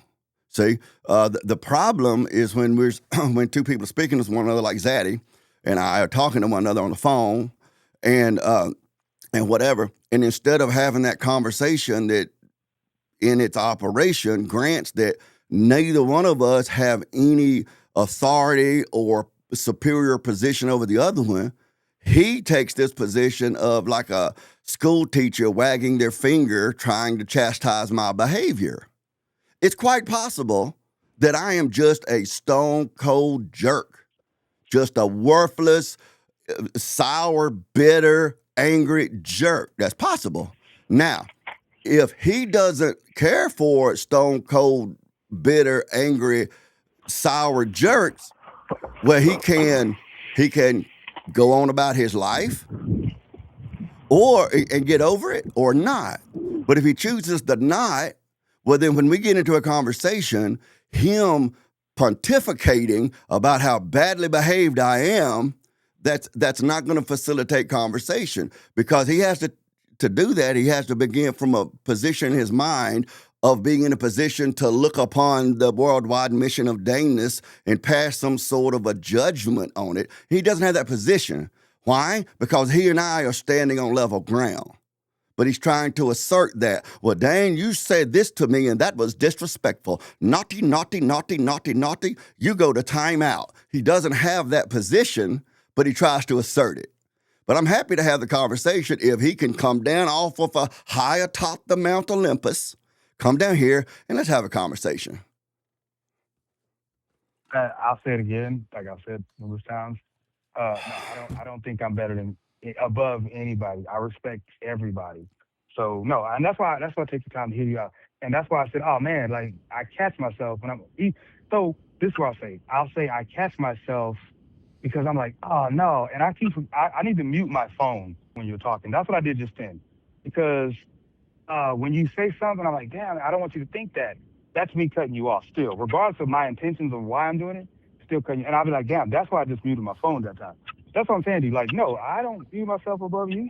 I'm trying to have a conversation. Hey, listen, I will say this, guys. Can I clear up a misunderstanding? Oh my God, yes. Can I clear a misunderstanding? Because this happens a lot of times, you know, especially. Can I finish what I was saying before you fill up the misunderstanding? Well, I asked the question. I thought you said okay. But why would you? That's what I heard too, Vulcan. That's what I heard too, James. He said I okay. heard it too, but why would you cut me off? That's what I'm saying. He asked you a question. He asked you for permission to ask a question. You said yes. He went to ask the question, and then you're a victim again. And then you're a victim. I'm still on. My bad. You're right. My bad. You're a victim. Let me help her about right quick, James. No, you got it. You're Now right. you didn't have to. You didn't have to say yeah. You could have led with the question why you could have. I got a better idea. So now we're wasting time right now. He didn't have to cut me off. That's what I did. He didn't have to cut me off. But you should have said that first. Yes. That's all. So he was very polite. You said yeah. So let's right. get the momentum going. Let's continue. He was very polite. You're right. He was. He did that. Because it's okay to cut people off, but you got to be. He was polite about cutting off. You see what I'm saying? That's why you asked for permission first. So it wasn't the politeness. You got to take heed of that. But go ahead, James. I will say this: if you don't want me to, I won't do it, Herb. I won't clear up the misunderstanding. I'll leave it in your hands. You want me to clear up the misunderstanding or no? You're fine. Go ahead. You're fine. Okay. So the thing is that, and I talk about this with people all the time. That when somebody's saying you're doing a certain thing, it could be that your intentions are not to do it, but your technique is doing it, or it could be that your technique, I'm just ending with that. I was ending with that. And so Dane is more addressing your technique is saying a certain thing, not saying that in your heart you're intentionally trying to do this. So when he says, "Hey, look, you're on Mount Olympus," he's not saying Herb thinks in his head he's better than me, so he's doing this. He's saying the technique that you're employing is that it's sitting on Mount Olympus, whether you realize it or not. And I ended on that.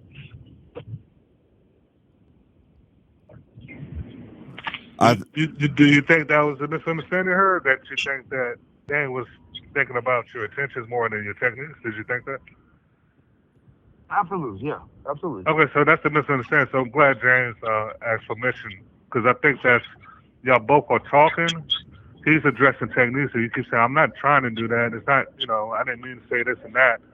It's nothing about the intentions. It's really about your technique. He's addressing, and that's good. So your techniques could now reflect your intentions now. So that means you got to reword and get better at explaining this the way you want to be represented. I don't want to throw, but Darius, I think he's got to the point he's comfortable with it. But like, this is something that Darius and I had to go over for many times over the years to get him to see when people were criticizing Darius, he would take it as like, y'all are critiquing my intentions. Y'all trying to say I'm this, I'm that. Y'all are attacking my character. Yeah, my character. I'm like, no. The things that you're doing are that, regardless of what's happening inside of your heart. That in a man-on-man conversation, your heart intentions, whatever it is, that's irrelevant. It's like if you do this certain thing, that's what that is. And I'm asking you to change the behavior to be more reasonable, regardless of how you feel on the inside. The way I've explained this dynamic a bunch to different people I've taught it to is this. I can't get mad at a blind man if he steps on my foot, okay? I can't get upset at him because he can't see my foot. It's an accident. But after the 10th, 11th, 12th, 15th, 20th time when that blind man stepping on my foot, pretty soon I'm going to be saying, "Man, get off of my foot." Now, that blind man, he don't think he's necessarily doing anything wrong when he comes over there. I mean, because he don't see what he's doing. You see? So he might say, "Well, I didn't step on your foot because he can't see my foot." It doesn't mean he didn't step on my foot. You see?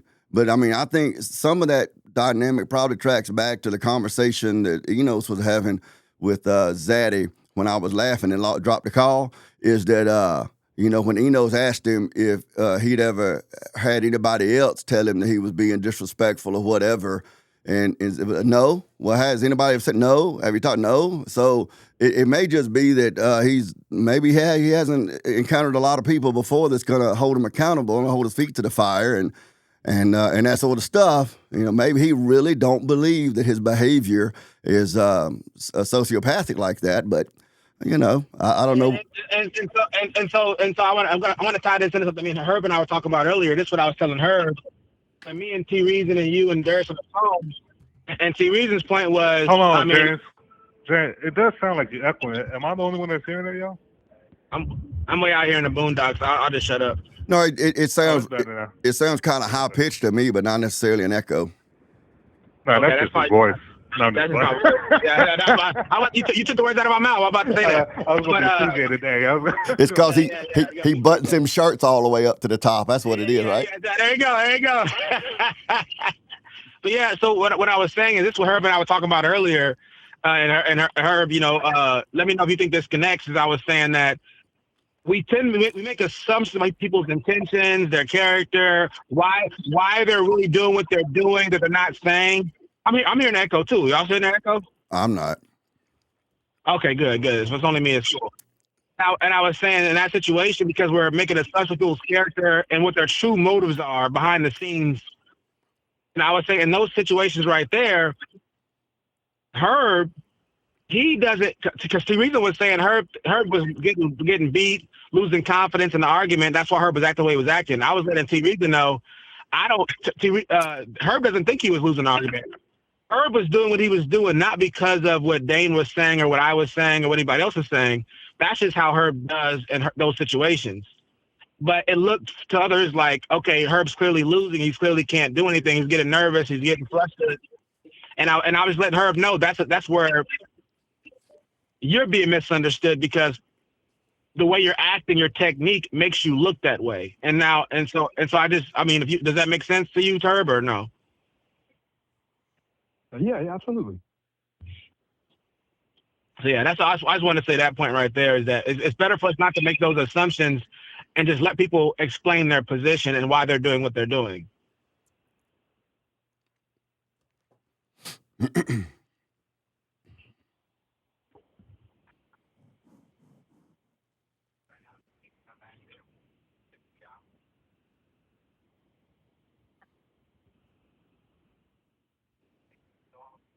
Listen, I'm learning. Go ahead, y'all. No, I'm not sure what direction to go to from here. Cool. I mean, that was just for me and Herb because I was connected to that he and I were talking about earlier. Yeah. I mean, it's like this, something you pointed that you mentioned of James. I don't know if you intended to make this connection or not when you mentioned it, but when you said about trying to evaluate people's motives and intentions and that sort of stuff, I think that maps back on to our first conversation that I had with Herb, because what I think has happened is he's seen me on the podcast for these several months that I've been on it and everything, and developed in his mind a certain personality and a certain character, a certain moral and ethical character of me based on, exterior things to me. And whatever. And maybe he came on that phone call believing he was talking to some other person that looked and sounded like me but wasn't me. So he probably spoke from those biases he'd conjured up in his mind, and then carried over and then from the phone call to the podcast, still trying to defend himself against that caricature that he had in his mind. You want to test it out? Want to test it out? Test what out? I mean, your theory. How so? Well, I mean, I guess he can kind of explain if that's what happened. Where would happen? No. Again, yeah. Dane is Dane. Like, I'm not gonna continue to be praising somebody who's disrespecting me. I will just say I've said it already. Dane is Dane. So what does that mean? I don't know that man. I don't know that man. He don't know me. If I thought you were anything but an intelligent person, and you can ask James this, I wouldn't even be on this phone with you. What does it mean? You say those kind of poetic lines like that. Dane is Dane. No kidding. Nobody else I can be. That's like saying water is wet, sky is blue, dirt is dirty. What does that mean? Dane is Dane. Well, perfect. You went there, and that's what I was waiting for you to say. Water is not wet. We'll start there. Are you going to explain to me what Dane is Dane actually means, or are you going to go off on some other rabbit trail with your poetry and all that sort of stuff? What I'm saying is, respectfully, Dane is Dane. Like, I don't know who Dane is. So all I know about Dane is his name is Dane. And I got on this phone call today to have a conversation, to talk. Listen, the podcast, all that stuff, you're gonna have your opinion. It's a strong opinion. Cool. I'm gonna have my opinion. It's a strong opinion. It is what it is. I don't think Dane's a bad person. I don't I just want to have a care. conversation. I don't care. I, You keep saying that stuff. I but don't think. so wait, this is what. Well, this is what.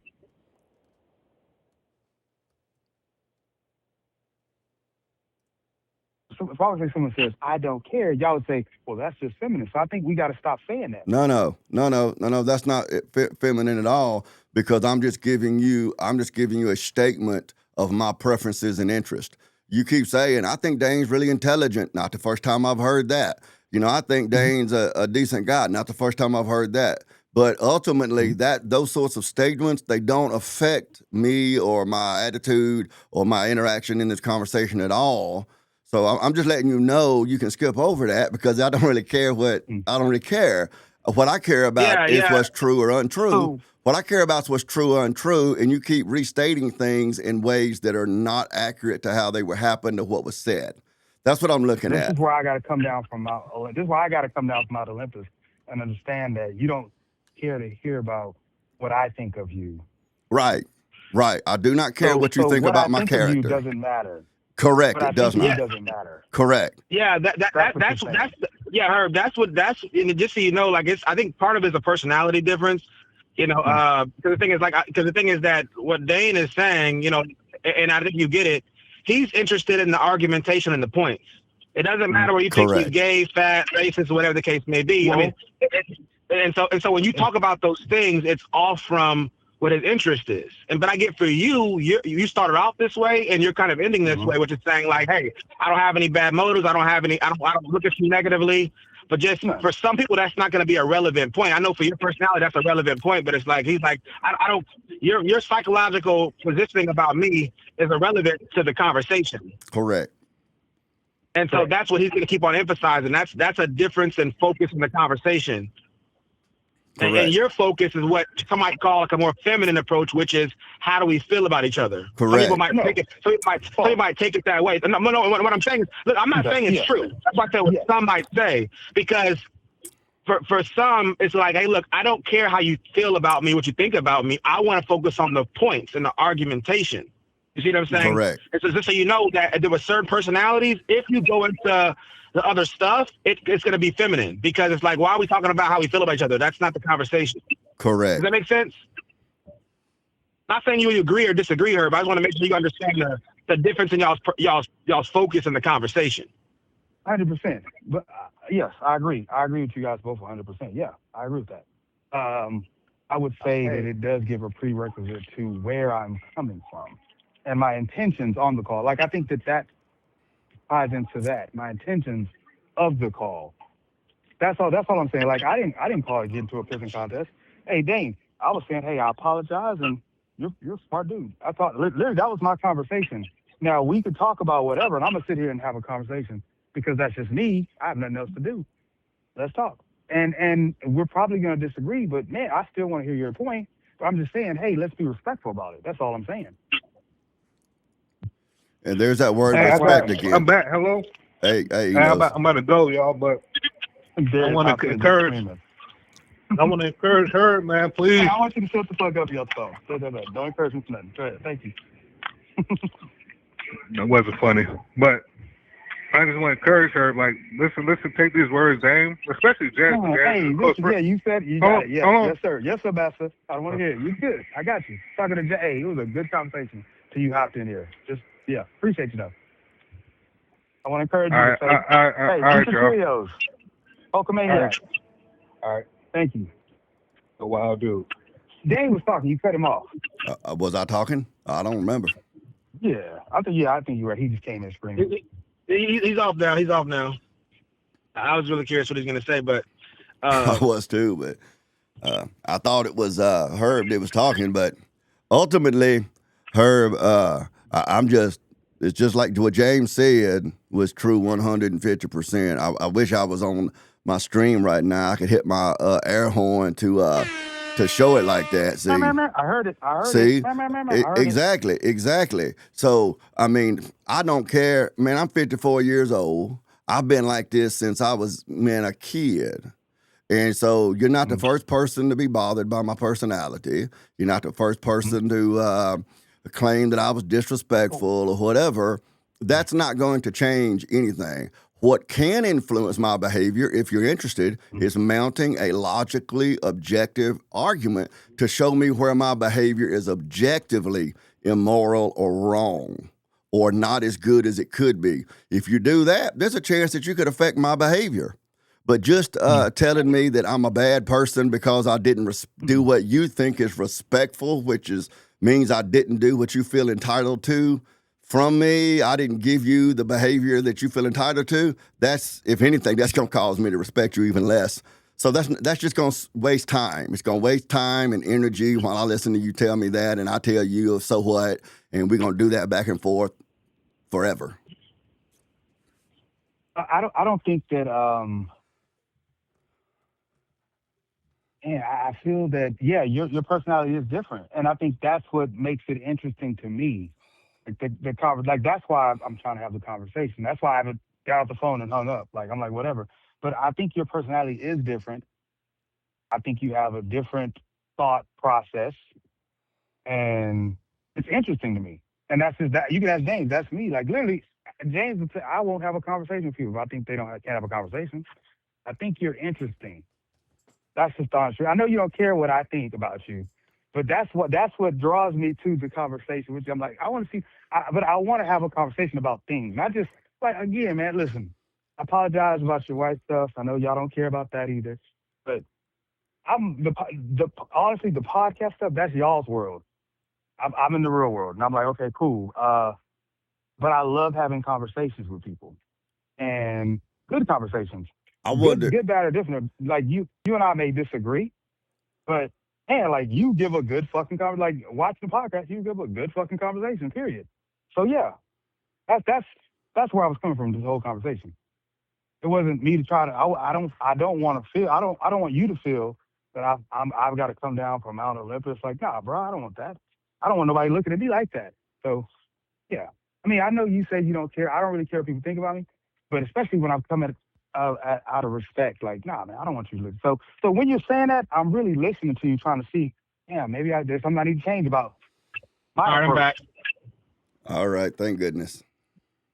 I'm back. Hey, man. Okay, but let me say this. This is we're about to hug, and you walked in. We wasn't about to okay. hug. No, wasn't nobody about to hug. No, that wasn't gonna happen. Oh yeah, I missed the other part. But this is what I wanted to talk about on the show right here. And I mean, I'm hearing my echo, so it's throwing me off a little bit. But the thing is that if Herb, you get the point that I was making a little bit earlier, I think that's where the feminine thing. I wanted to do a show on this because I think a lot of times I'm seeing guys get offended when they're called feminine, and they're taking it as the person saying it to be disrespectful towards me, to call me a girl and be disrespectful. But I think this is a good starting place for maybe, because Herb, I think you're on the other side of it already anyway, haven't been accused of that, for you to be able to see like the techniques you're using are what people are going to call feminine, not necessarily you as a man and your testosterone levels, but when you do certain things in the conversation, some of those behaviors are considered to be feminine things. Now, that's on Herb's side. On the other side, I will say that I think that one thing that all of us struggle with, but especially Dane more than probably the two of us, is being long-winded, especially explaining yourself 2 or 3 different ways, maybe giving 2 analogies instead of maybe just one. That can piss people off too. You know, so I was curious to know y'all's thoughts on that. Oh, it's not a matter of as it could turn some people off. It definitely, certainly turns people off. Like, I've been like this 54 years. Herb's not the first person to get turned off, and people in the audience and chat and on panel, you know, stuff like that. They're not the first ones. I completely accept that. Sure, I've told you before on stream before, when you go to interrupt me, I say, yeah, you got to interrupt me, man, because I go on forever. I'll take over the whole podcast if you don't interrupt me. Does it hurt I am well aware in my over half a century of life of my weaknesses and shortcomings. At least most of them. I would like to think most of them. but it's probably some out there I'm not aware of. But somebody tell me, well, dang, you talk a whole bunch. People get tired of listening to you over-explaining stuff. I was like, guilty, no problem. And I can walk on through life without that bothering me. I won't give it a second thought. I'll even make a joke about it. Doesn't bother me. But so I guess in the same way, we're asking Herb to maybe control his, control himself more in his way. You think that could apply to you, maybe controlling yourself more in your way? How do you mean? I mean, for what purposes? I mean, why would I do that? Like for instance, like if we're having a conversation, we're trying to get somewhere, obviously both of us trying to get somewhere, right? You're trying to get somewhere, I'm trying to get somewhere, hopefully somewhere close to each other at the end, right? But then if I say my point and then I even give an analogy for my point, I just end on that one analogy. You see what I'm saying? And that's a way of showing the other person, like, hey, look, I am trying to have a back and forth, and I get it. I can be long-winded. So I want you to know that I am working to make this an easier conversation for the both of us. You're talking about, I mean, do you mean like when we're on the podcast together, on these conference calls together, or do you mean just general interaction? Well, I would say, I mean, outside people who don't care, I think I would say more like a life skill kind of thing. Like on the phone, when you went to the apologetics example, I thought the apologetics example was unnecessary because your point that you made was already well understood. Mm-hmm. And so it would be hard for Herb to remember what you initially said when you keep on going with the apologetics example that you gave after everything else you already said. Well, I'll answer that for you. And I'm just going to be straight up. Ain't no sense me watering nothing down for you. Please do. Please do. Okay. I don't foresee me actually changing a whole bunch in my personality when it comes to things like that, just for the general changing something in my personality so that someone, for instance, like Herb, feels more comfortable. I don't see me doing that. Now, if I'm on the Vulcan Soapbox, I'm going to submit to Vulcan Soapbox's rules and authorities. And if hold on real quick. Hold on, sorry. Dang. I agree with you on that, 100%. No, why change you who you are? Like that's what makes you you. Like, and that's what I'm saying. That's why I said Dane is Dane. I'm trying to understand it. I'm listening to what you're saying. Yeah, no, don't, man. Yeah, I agree with you. No, you don't care. But I agree with you.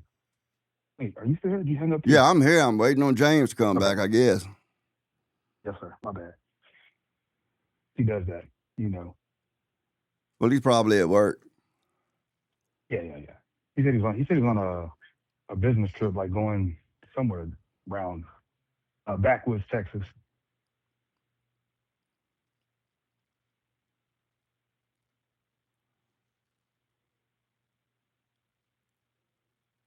I mean, it wouldn't be so awkward, but I was in the middle of responding to him, and he had to go, which is understandable him having to go, but yeah, I know. But no, I mean, but hey, I think he got you. What I'm trying to explain to him is, hell, man, I'm 54 years old. I done raised 5 kids. I've been married for over 3.5 decades. I mean, but when I'm in the company of someone, like on the panel, if it's like, well, hey, Dane, we don't want you behaving like that. You there? All right, I'm back. Yeah. Okay. I'm back. My coworker was calling me. We're meeting a client, and, cool. They're not here. That's cool. I don't have I don't have a real job like you, James. So that's cool, man.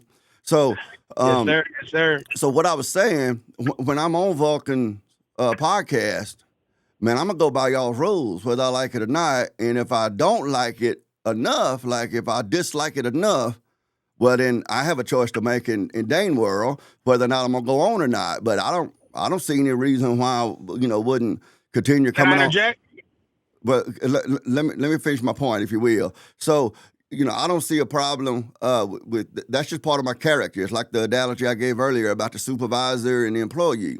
All right, y'all are supervisor on the podcast, whatever.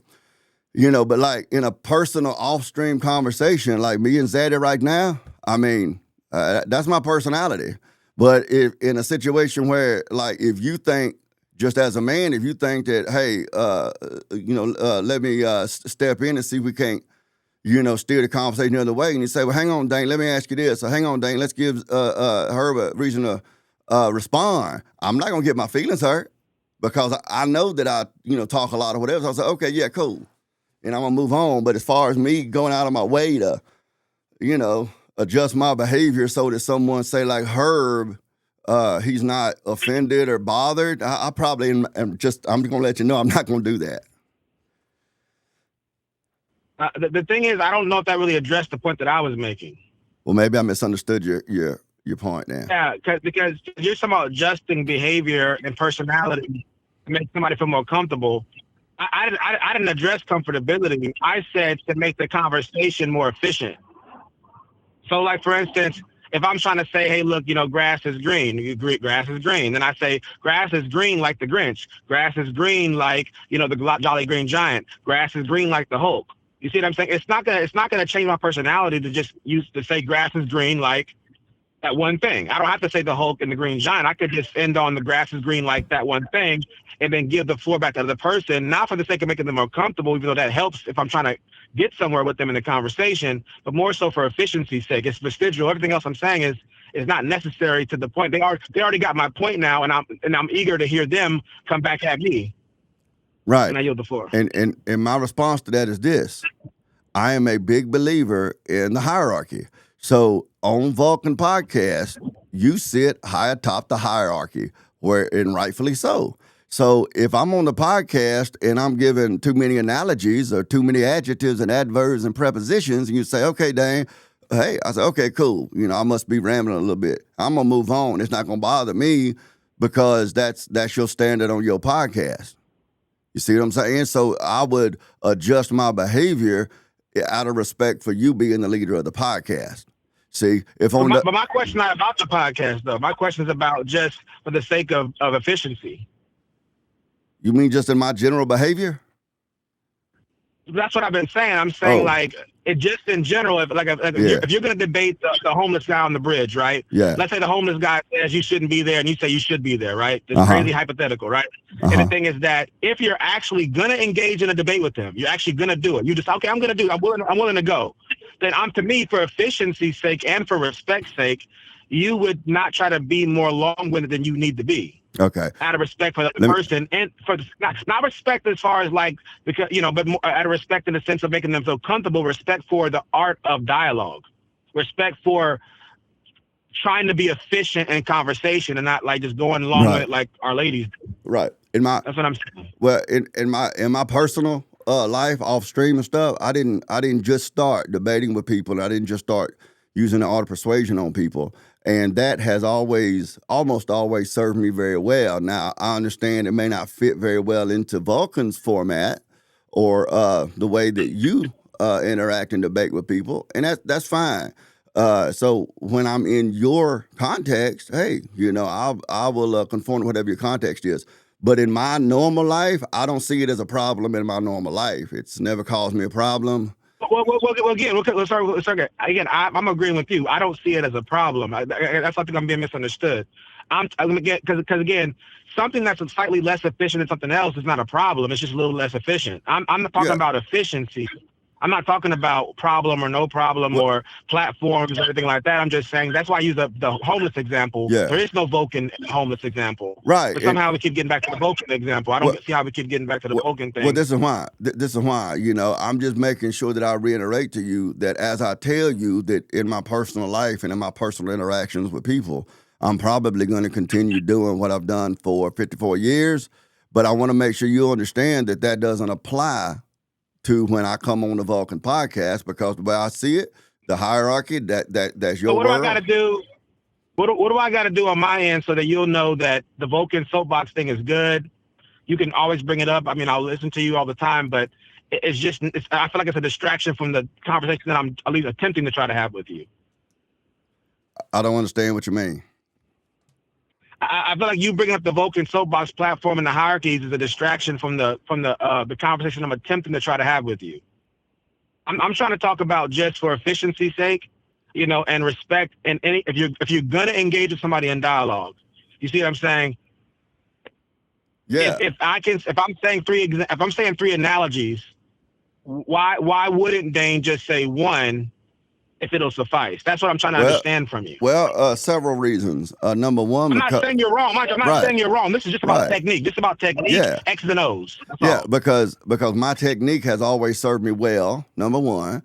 And number two, because it's an art that I enjoy doing.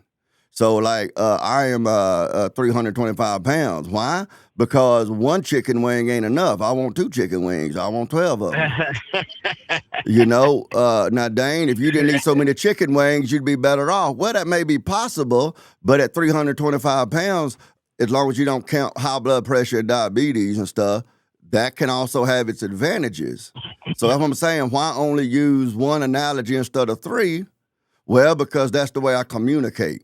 And it's always served me well. I have had great successes persuading people in different situations throughout my life. I've had some people that I didn't connect well with or weren't able to persuade them because they may have only gotten one, like after the first analogy, they may have stopped listening. Well, that's cool because so I'm not the one to persuade them, but maybe I can leave some little seed behind and they'll come across James down the road with one analogy and they'll say, you know, that makes sense. That sounds almost like something that fat old dude in Alabama was trying to say, but man, I just checked out because that dude kept talking so much. But man, I got you. That's right. See? So, I mean, I think of the scriptures that one man plants, another man harvests. So, I mean, this is my personality, man. It may not serve well with you, and it may not serve well with people that you do serve well, but it serves me well and has my whole life. So I'm probably gonna, you know, to me, inefficient would be a problem, you know, if it's something that's inefficient. But that's just kind of where I'm at with it.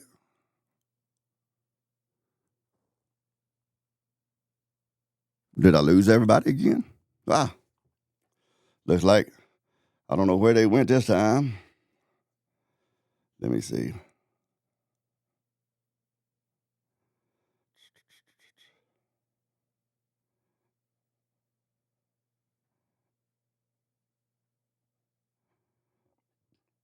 I'll try to call him back.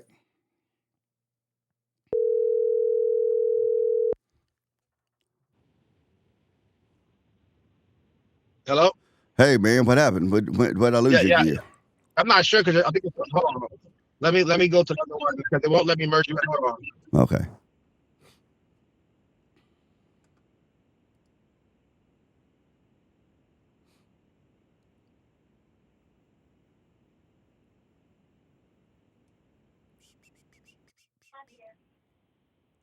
Yeah, okay. Yeah, I think you're back. For some reason, you were on both sides of my phone, so I couldn't merge you in. It was weird.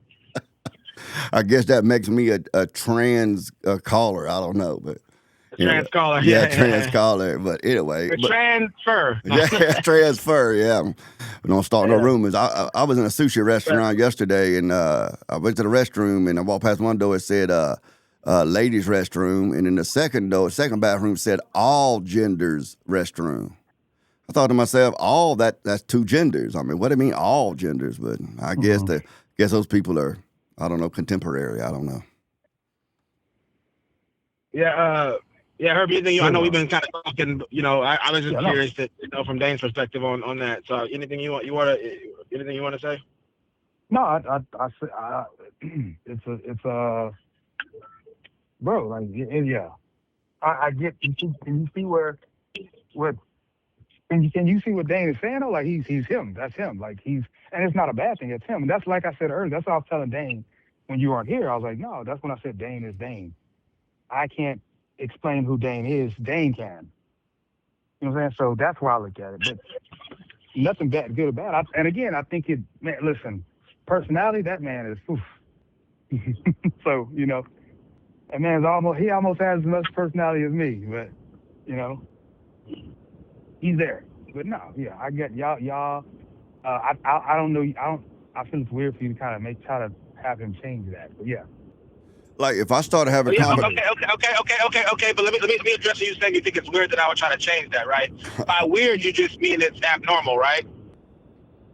Yeah, because he's him. Yes, because he's him. I did the word. Okay. I forgot you. I don't know. I do agree that I do agree it's abnormal. You see what I'm saying? Because again, that's the purpose why I started the show, was because I don't think it's commonplace for somebody to focus.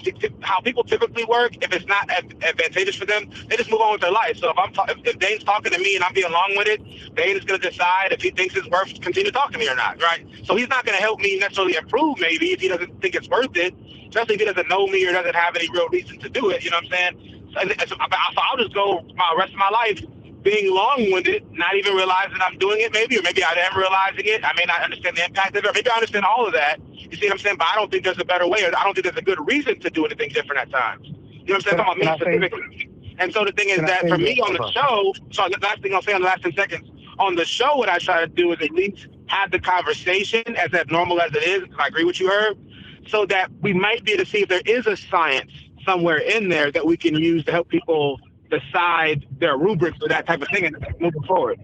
And I end on that. I want to clear something up real quick. You keep saying Dane is long-winded, but no, he's not. He talks the same. He's getting his point out, and y'all are doing the same thing, and it's sometimes even longer. But y'all saying he's long-winded. He's not. He's getting his point out. Well, I don't know. I just want to correct that part. I'm definitely. Well, I think Dane's already said he's long-winded. So I think that you're kind of alone on that one. Runs in my family, man. It's a genetic disorder. Yeah. And I mean, but I'm aware of that. And that's why it doesn't offend me if someone, as long as they have a position to do that, say like a supervisor, manager, whoever's leading the conference or the podcast in this case, if they're like, well, hang on a minute, Dane, that's the leader of the podcast or someone delegated by him.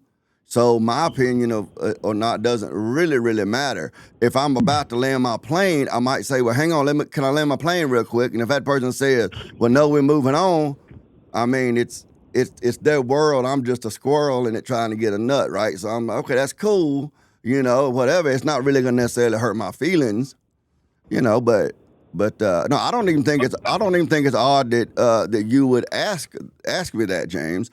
I've been asked that before. Similar things before. I don't think necessarily odd. Okay, what did I ask? What did I ask real quick, just everybody? Because I think I don't think we're all three of us on the same page of what I actually asked. You asked me if I would be willing to, in the future, and of course I delineated out what context, and my understanding is just in my normal life, when I'm going to explain something to someone or present an argument, if I would be more conscious of it and limit my analogies and that sort of stuff to like one analogy instead of three and be less long-winded in the name of being more efficient and that sort of stuff. Did I still man that correctly? Yeah, you did. So I asked two questions. That's the first one. The second one was, what's the science behind your decision to do so or not do so? And you answered both of those for me. The science behind my decision to not adjust that part of my behavior? I said I asked two questions. One, would you do it? And number two was, what's the science behind why you do or don't do it? And you answered both of those. What was my answer to the science part? I must have accidentally answered it. Your answer to the science part of it was, it's a part of your personality. Oh. You don't really have any real intention of changing it. Yeah. It serves you really well, so it's more like a pragmatic thing. It's worked so far, why change it now? And unless somebody's an authority on a platform, I wouldn't see any reason to change it. And if it was inefficient, then we could talk. But if it's not inefficient, then there's no reason for me to even really strongly consider changing it for any reason other than any reason. Really. I didn't think of that as a science. Is that pretty good? Yeah, is that pretty good? I didn't think of that as like a scientific thing, but I did say that. Yeah, but it's not that I am never ever. It's your reasoning. It's your reasoning. I mean, I was trying to understand because to me that's, I guess, I would love to have this conversation on the show. We had a conversation on the show one time about the science of interrupting. This was probably like a year and a half ago. Mm-hmm. And this is kind of similar, and I want to do it again with maybe y'all or some people, because I think, because for me, there's a science to everything. That's how I view the world. Mm-hmm. Not to say I'm aware of them all, mm-hmm. but I know there is. And so if somebody appeals to me to do or not do a certain thing, I'm looking for the science in it. I'm not looking for just James' arbitrary preference. You see what I'm saying? Right. And so, and that doesn't mean I'm going to do it or not do it, but then I'd say, okay, Dane, for the fact that there's a science to it, I choose in this situation to do my own thing. But then at least it's clear. You see what I'm saying? Yeah, I understand. I just did, when you said science, I thought you were asking me for biology or like a... No, I mean like knowledge, science like knowledge, like mm-hmm. conscientious knowledge. I got you. SCIE, I'm talking about that. Yeah, that's fine. Yeah, I understand what you're saying. But no, if I could clarify one thing you said that was a little out of focus, I never, ever, ever, ever say just brick wall. I'm never changing this. I'm never going to stop doing that or never going to start doing the other thing. That's not the case, but it takes a lot to persuade me to do that. Because, I mean, I like to think that Well, that's what I want to do. That's what I want to do. I didn't know if this was the right platform, so I didn't try to finish it. But I do want to explore that more because I didn't find your answer sufficient. But I also realized we're kind of I don't know if we're far off topic. Other things y'all might want to cover. But I do want to I do just kind of ask the question so we can move forward with it at some point whenever you feel like it's a good time. But I want to say, like, and I use a different example outside of yourself and her, but just with Wicked. When I'm on the show with Wicked sometimes, and me and Enos watch it back and go over it together, but I'm like, sometimes Wicked he'll give an explanation, then he'll give an analogy, right? And we already got 8 people on the panel or whatever the number is, right? I'm like, okay, your point is not that complex. Everybody gets it. If the focus is to actually have the dialogue, why would you filibuster even longer when you could just get quiet there and let the person respond, and everybody gets to contribute more to the conversation? Oh, well, and I yield the floor. And I yield the floor. That's a. But what I'm saying that applies whether you're on the Vulcan soapbox or you're under a bridge with a homeless guy. I yield the floor. Okay, well, there's a multifaceted answer to that. First of all, like your podcast, we've talked about this before. Your podcast is a lot more about kind of mounting almost an academic, almost, that's a little strong of a word, but situation to teach logic and rhetoric and semantics and that sort of stuff, which I enjoy about that. And to try to practice and to try our best to practice. Right.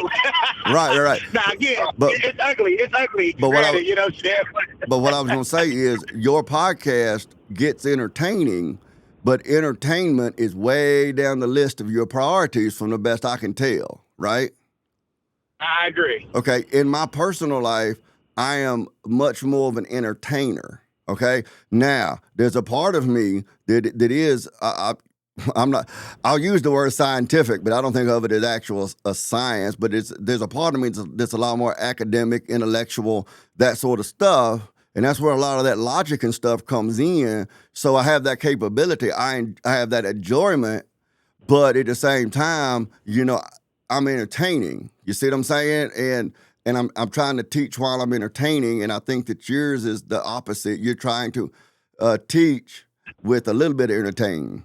You're entertaining a little while you teach, and I'm teaching a little while I entertain, and that's just what fits well with my personality. But when you brought up the soapbox, that's why I keep reiterating to you, man, when I'm on your show, it's your world. So if can I say something real quick? Sure. I agree with what you're saying, and this doesn't disagree with anything you said so far, but I just want to keep reiterating this point to everybody. It's like, that's my version of the show. Freshly, I think, would more agree with you. You see what I'm saying?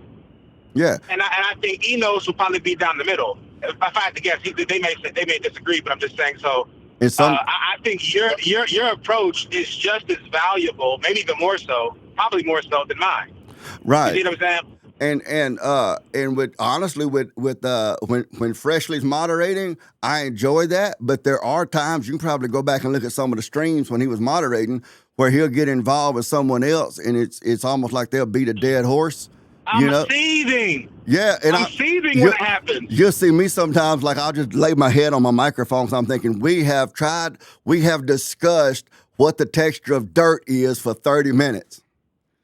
And so, yeah, I mean, I understand. That's why I come back to the fact that, hey, I know that there's a lot of people, the daneness is going to rub them wrong. They're going to think it, even if it doesn't offend them or cause them discomfort, they're going to think, well, man, that dude's a bit much. And some people might say he's not enough. Not my wife, by the way. He's not enough or whatever, and hey, I'm cool with that. You know what I'm saying? But if I had a friend years ago, right? This was back when I was broke, man, and I had to drive into Mobile to pay my rent. So, gosh, it's probably 2005, 2008, something like that. Anyway, he called me on the phone. I was like, hello. He was like, hey, man, are you busy? I said, man, I'm driving into Mobile. I live about 30 minutes outside of town. I said, I'm driving into Mobile to pay my rent. He said, man, you driving all the way to Mobile? I said, yeah, I got to pay my rent. Today's the last day to pay my rent. He said, man, this dude's an old school guy. He said, well, why didn't you just mail it in? I said, well, man, I just got the money like a day or two ago, man. I got to get the rent to him. He said, well, why didn't you pay your rent like at the first of the month?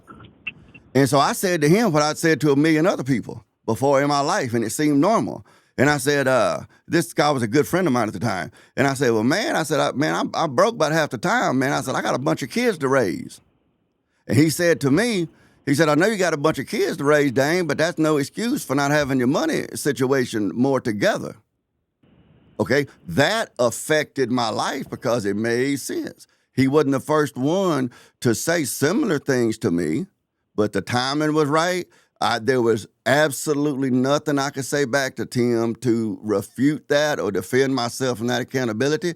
I was like, damn, that excuse made perfect sense to me, but that really is just an excuse. So all you had to say was, hey, as long as I owe you, you'll never be broke. You'll never be broke. Yeah, this was one of these dudes, man. He didn't get married till he was almost 40, and he married him a Ukrainian woman and brought his Ukrainian wife and her 2 teenage daughters. It was it did not turn out well, but yeah, who decides? I've never been married. I'm anal retentive. I think I'm gonna marry some woman who barely speaks English and bring her 2 teenage daughters over here with them. Ray Charles can see that was stupid. Smart. No. Ray Charles can see how dumb that was. But he was like a corporate executive, and he had plenty of money and everything, and So, but let me well, Herb, you got anything you want to say before I say something? Man, look, I'm told you I'm just listening, man. I'm just here, bro. I do want you to kind of hear this part. Like, if you notice in Dane's dialogue and my dialogue, it's no shots. I'm not saying, well, you're doing this because of this, or you see what I'm saying, or you know what I'm saying. And I would say that's one of those things that I think I think people want you to have a conversation more similar to that, or to be honest, which I think people want you to have a conversation where it's more like, let's discuss the ideas. You may think I'm being ridiculous. You may think I'm being dumb. You may think I'm being abnormal. Whatever, you know what I'm saying. Whatever it is, but it's like let's stick to the ideas. Let's figure that part out. What do you think about that? Yeah, I definitely understand it, and that's what I'm trying to understand. So yeah, I get it. I don't know if that made sense. Yes, I'm trying to understand it. I'm getting it now, guys. I understand. Good, I understand. You don't understand shit, Herb, but no. No, I mean, I understand. Okay, you can look. It's okay. That's what I do right there. Good, I'm right there. No, I was just responding to you. I mean, I understand what you're saying. I mean, nobody knows everything, and nobody's experienced everything to be able to understand everything. I'm 54 years old. I hope that I'm wiser at 54 than I was at 53. You see what I'm saying? And that ain't but a year. I mean, So I got a question then, because this is an important topic. So Dane, if I was trying to encourage somebody to be more concise in their language, would the only thing I could appeal to be just to say like, hey, look, if you're not in an authority position, do what you want. But if you're in an authority position, do what you want. But if you're not, just submit to others. Anything else I could appeal to maybe be able to convince somebody that it might be better to be more concise? Okay, now and if so, what would that be? What would that be from your perspective? Okay. Like, people think sometimes that I just think that feminine is an insult when I don't like people says. That's not the case. People that know me very well know that there are things in my personality that they do gravitate down towards that feminine end of the spectrum. Okay? So I'm finna say something to you that would probably belong to one extent or another to the feminine side of center, okay? I think the best way is through that relationship. I mean, you call it to their attention, you remind them about it, you have conversations with them, you model that in front of them, and then over time, if that person can be reached, I think that over time they're gonna say, well, man, that works out so much better for James, and if y'all have enough of that interaction, those tactics will probably even just begin naturally showing up in that person's personality. You see? Can I address that? Mm-hmm. I'm gonna be short. My concern about that approach is that, if, like, for instance, when you and Herb speaking for the first time, then there'd be no way for you all to appeal to each other to change your techniques for the sake of efficiency. It seems like to them because y'all don't have the relationship yet. So whatever y'all are at is just wherever you're at. Right. But Is like, that true? Am I getting you right?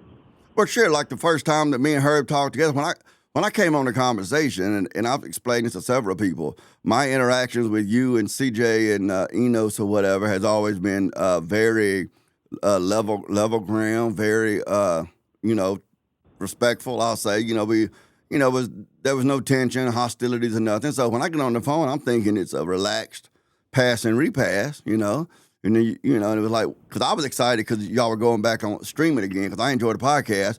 And then when all of a sudden we're like, boom, there was this challenging going on. I'm like, well, this guy just wants to engage a little bit. I figured, well, he doesn't know me. I just met him, but he must have been watching the podcast, so I'll engage with him a little bit. And then when I just took a nosedive, it was a sort of a blind side, but I had come on the conversation thinking it was just going to be, some friendly folks just kind of chit-chatting about the podcast and not going to be something where it's like somebody taking me to task on something. That's why by the time we got on the podcast itself a few days later, the result was different because I was prepared and expecting that. I didn't know he was on the podcast. Yeah. That's why I always say, and I don't try to throw my teammates under the bus, but when it comes to Freshly and myself, if you ranked it as far as living and believing and being beholden to the principles that we on the show, it's me and Freshly and then Enos. But Freshly's just naturally more gifted. He's just naturally he's a higher IQ guy. But actually Enos has probably spent more time actually studying the stuff since he's flipped to the other side and become more of a rational person. Mm-hmm. But that whole thing about y'all both being on the phone was Enos not thinking. You see what I'm saying? Mm-hmm, and so even when y'all having the dialogue and Herb or Zaddy, however you want to say it, is going like, you didn't hear him call me boy. I'm like, dude, I was so pissed off at Enos for what he did. I was messaging him in the background like, why would you do this? You see what I'm saying? Mm-hmm. But he's my close friend. And the thing is like, and I'm also mentoring him in how to be a more reasonable, logical, I would say more manly minded person. And so that's what I took on whenever I continued to be in a relationship with him, because he cursed me out, stopped being friends with me. He was whatever you might think of Zaddy or T Reason or Will, anybody's on the show, Yaki, Darius, was all of those guys rolled into one as far as the rational black existentialism views. He was the worst thing you ever would imagine. Mm-hmm. And it took me like pretty much almost 17 years to be able to get him to be where he is now. Mm-hmm.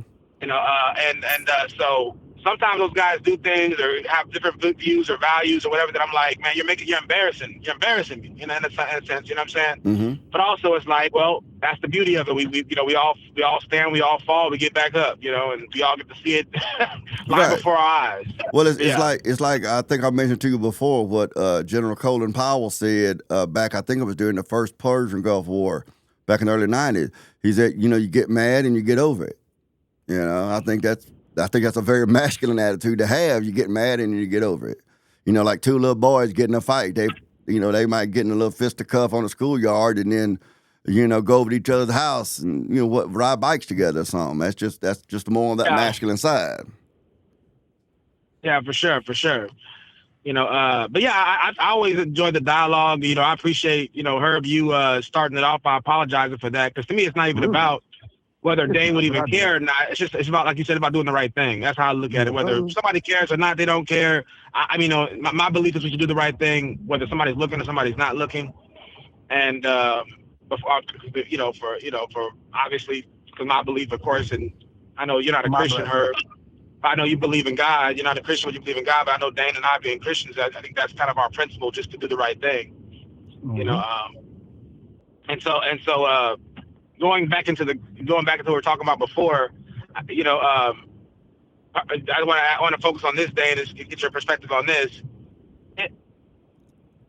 I don't see why we wouldn't prefer a world where I could, like me and you could speak for the first time, Dane, and you notice that I'm doing something that's making the conversation more difficult. Even if we don't have a relationship, why wouldn't you, try to help me see that a better way? So maybe I can even adjust on the phone so I can learn right there on the spot. Well, on that first meeting, maybe even the second or third one or whatever, depending on the personalities, that hierarchy hasn't been established. See what I'm saying? That the men sort themselves naturally into that hierarchy, you see, and everything. Whereas Why can't the hierarchy be reason and logic and God? Like you say, James, you're sinning right now. You don't even know me. You're just like, hey, James, you're sinning right now. Okay. And I just submit to that hierarchy. If I meet you and I see you committing some kind of sin or something, and I walk up to you and say, hey, James, you're sinning right now, I am asserting my position of authority over you because I'm criticizing something about you. So I'm presuming to have a position to have a standard to measure you by, and I don't even know you. That's not within the hierarchy. Because you'd be like, who is this guy? I don't know who this guy is. Who the heck That'd are be you? a good pod. That'd be a good pod. See, can you not forget this? I would love to talk about this on the show because this will be a good conversation right here. This will be a good conversation right here. As a non-Christian person, I would love to be down that one too. But I don't want you to forget this point, Dan, because I hope I don't. I'm gonna go deal with this client here in a couple minutes. I don't want to forget it, but I would love to have this conversation. I'm driving right now, but yeah, following somebody on top of that, driving to the client's house. But yeah, I think this will be a great conveison right here. Not about you or me, but just in general. Do you agree or disagree with the explanation? Let me try to remember what your explanation was. You said because it's this relationship thing, right? You said basically it's a relationship, and the hierarchy part. Yeah. No. I don't see it that way. I don't see, and if I'm getting you right, if me and you meet for the first time and you correct me, I don't look at it as you're established yourself as higher on the hierarchy than me. I'm assuming you're kind of doing what the Nuremberg trials is about. You're appealing something that's higher than both of us. Me and you go on the same playing field, and you're saying, hey, there's something that's above us that both of us need to submit to at all times. And if I can recognize it in the conversation, I would submit not to you, but to that higher thing, whether it's 2 + 2 = 4, or the Bible, or whatever it would be. Well, I'm sure that could happen, but I'll give an example. Like a story I told you about that guy I used to be friends with saying, hey, I know you got a bunch of kids, but that's no excuse to not handle your money better. You see, he and I had quite an extensive relationship before then, so I knew that he wasn't the kind of person to just say stuff just to try to, get in folks' business or trying to boss them around or something. I knew that he was very successful in managing his money, that sort of stuff. So I knew his skills and ability, and I knew his personality by then, that he wasn't just coming to me trying to just be a jerk or whatever. So then, but that is the sorting of the hierarchy. In that subject, Tim was at a level higher than me in the hierarchy when it came to his abilities to do what he was telling me I needed to do, and I recognized that, so it didn't hurt my feelings. Well, I hurt my own feelings. I think the difference is, I think we're all on the same page. I gotta go. Okay. Okay. The difference between us and this, if I'm getting us correct, Dan, is that for me, even if I'm in your shoes, if I'm Dane in that situation, and there's a guy there's a homeless guy who tells me the same thing, I would take it the same as the homeless guy versus the guy that told you. It wouldn't be any difference for me, whether the homeless guy said it or the guy who actually said it to you. Yeah. Well, I think that we need to be. What do you think about that? What's your thoughts on that? I think that we need to be more discerning then, at least I do. I'm going to be more discerning. Now, if a homeless guy walked up to me and said, hey, you need to manage your money better so you can pay your rent on time, that wouldn't necessarily bother me. I think, man, that's weird, man. God must be speaking through that homeless person. Yeah, that's what I'm saying. We never know where. That's what I'm saying. I don't think the messenger should matter. That's my point. But the Bible said. Let's put a pin in it. Sorry, I just got here and the guy's dogs just jumped out to I got to tell this guy to get his dogs. Yeah. I hate that. They say dogs don't bite. They got teeth. They're gonna bite. Yeah. I always say, how do you eat the food? That's what I was saying. How do you eat the food then? Yeah. All right. So you want to holler back at me or what? We'll finish up. Yeah. I'll finish up. I'll call you back. All right, man. I know we still got to talk about something else too. Whatever you messaged me about. Yeah. Okay, holler back at me. All right. Bye. I hit you back. All right. Bye. And I guess that is that. So that turned out decently. We'll see how it works out. I don't know. But this is an example of, like I said on my stream several times, that as far as the leadership of the Vulcan podcast, I mean, I'm convinced that they really are honestly, sincerely trying to put together a platform where they can mediate different things, where they can challenge really anybody. But the people I see them challenging the most are men. I wouldn't venture to say one bit that they are a manosphere, man-centric, say like Fresh and Fit or, streams like that are, Andrew Tate type, man up, build yourself as a man. That's not their focus. It's male and female. It's just that by default, they end up having many more men on panel and that sort of stuff. At least that's been my experience. Now, James might come back and say like, well, no, actually, Dane, it's kind of 70-30 or 60-40. I don't know. All I can go on is my anecdotal experience with the Vulcan podcast is that they're trying to confront misconceptions and misunderstandings and non-critical thinking that happens in our minds. There's this thing, I'm going to use the word, I'll tell you what it is. Please don't put it in my comments. He said he defined cognitive dissonance like I didn't know, like he knew something special, like he all that smart. No, but there are some people who don't know what cognitive dissonance is, okay? Cognitive, from cognition. Dissonance means out of harmony, okay? So we have all of these ideas in our minds that we just accept to be true, that we've never really experienced digging down into them to see if they actually make sense. But they're true because they are assumptions that we have reached in our life experiences, or they're things that have been taught to us. So because mama and daddy and grandmama, granddaddy, and all of our close friends, they all believe it's true and that sort of stuff, it must be true. And usually these things we're not even aware they're in our head. Cognitive dissonance is when you have at least two of these things that cannot both be true at the same time. Like you take someone who's like a racist person, whether they're black or white. They might think, man, that them black people, they ain't nothing but trashy. Them white people, they ain't nothing but trashy, whatever. And then when you say, well, what about this black dude down here that we work with? Or what about this white dude over here that, works at the grocery store or whatever? And they say, oh, well, he's one of the good ones. That's how they reconcile that cognitive dissonance in their head. Because those can't both be true, that, black people are bad or white people are bad or black people or white people are good. Well, some of it, they can't both be true unless you say some black people, some white people are good or bad. See, that would help to harmonize.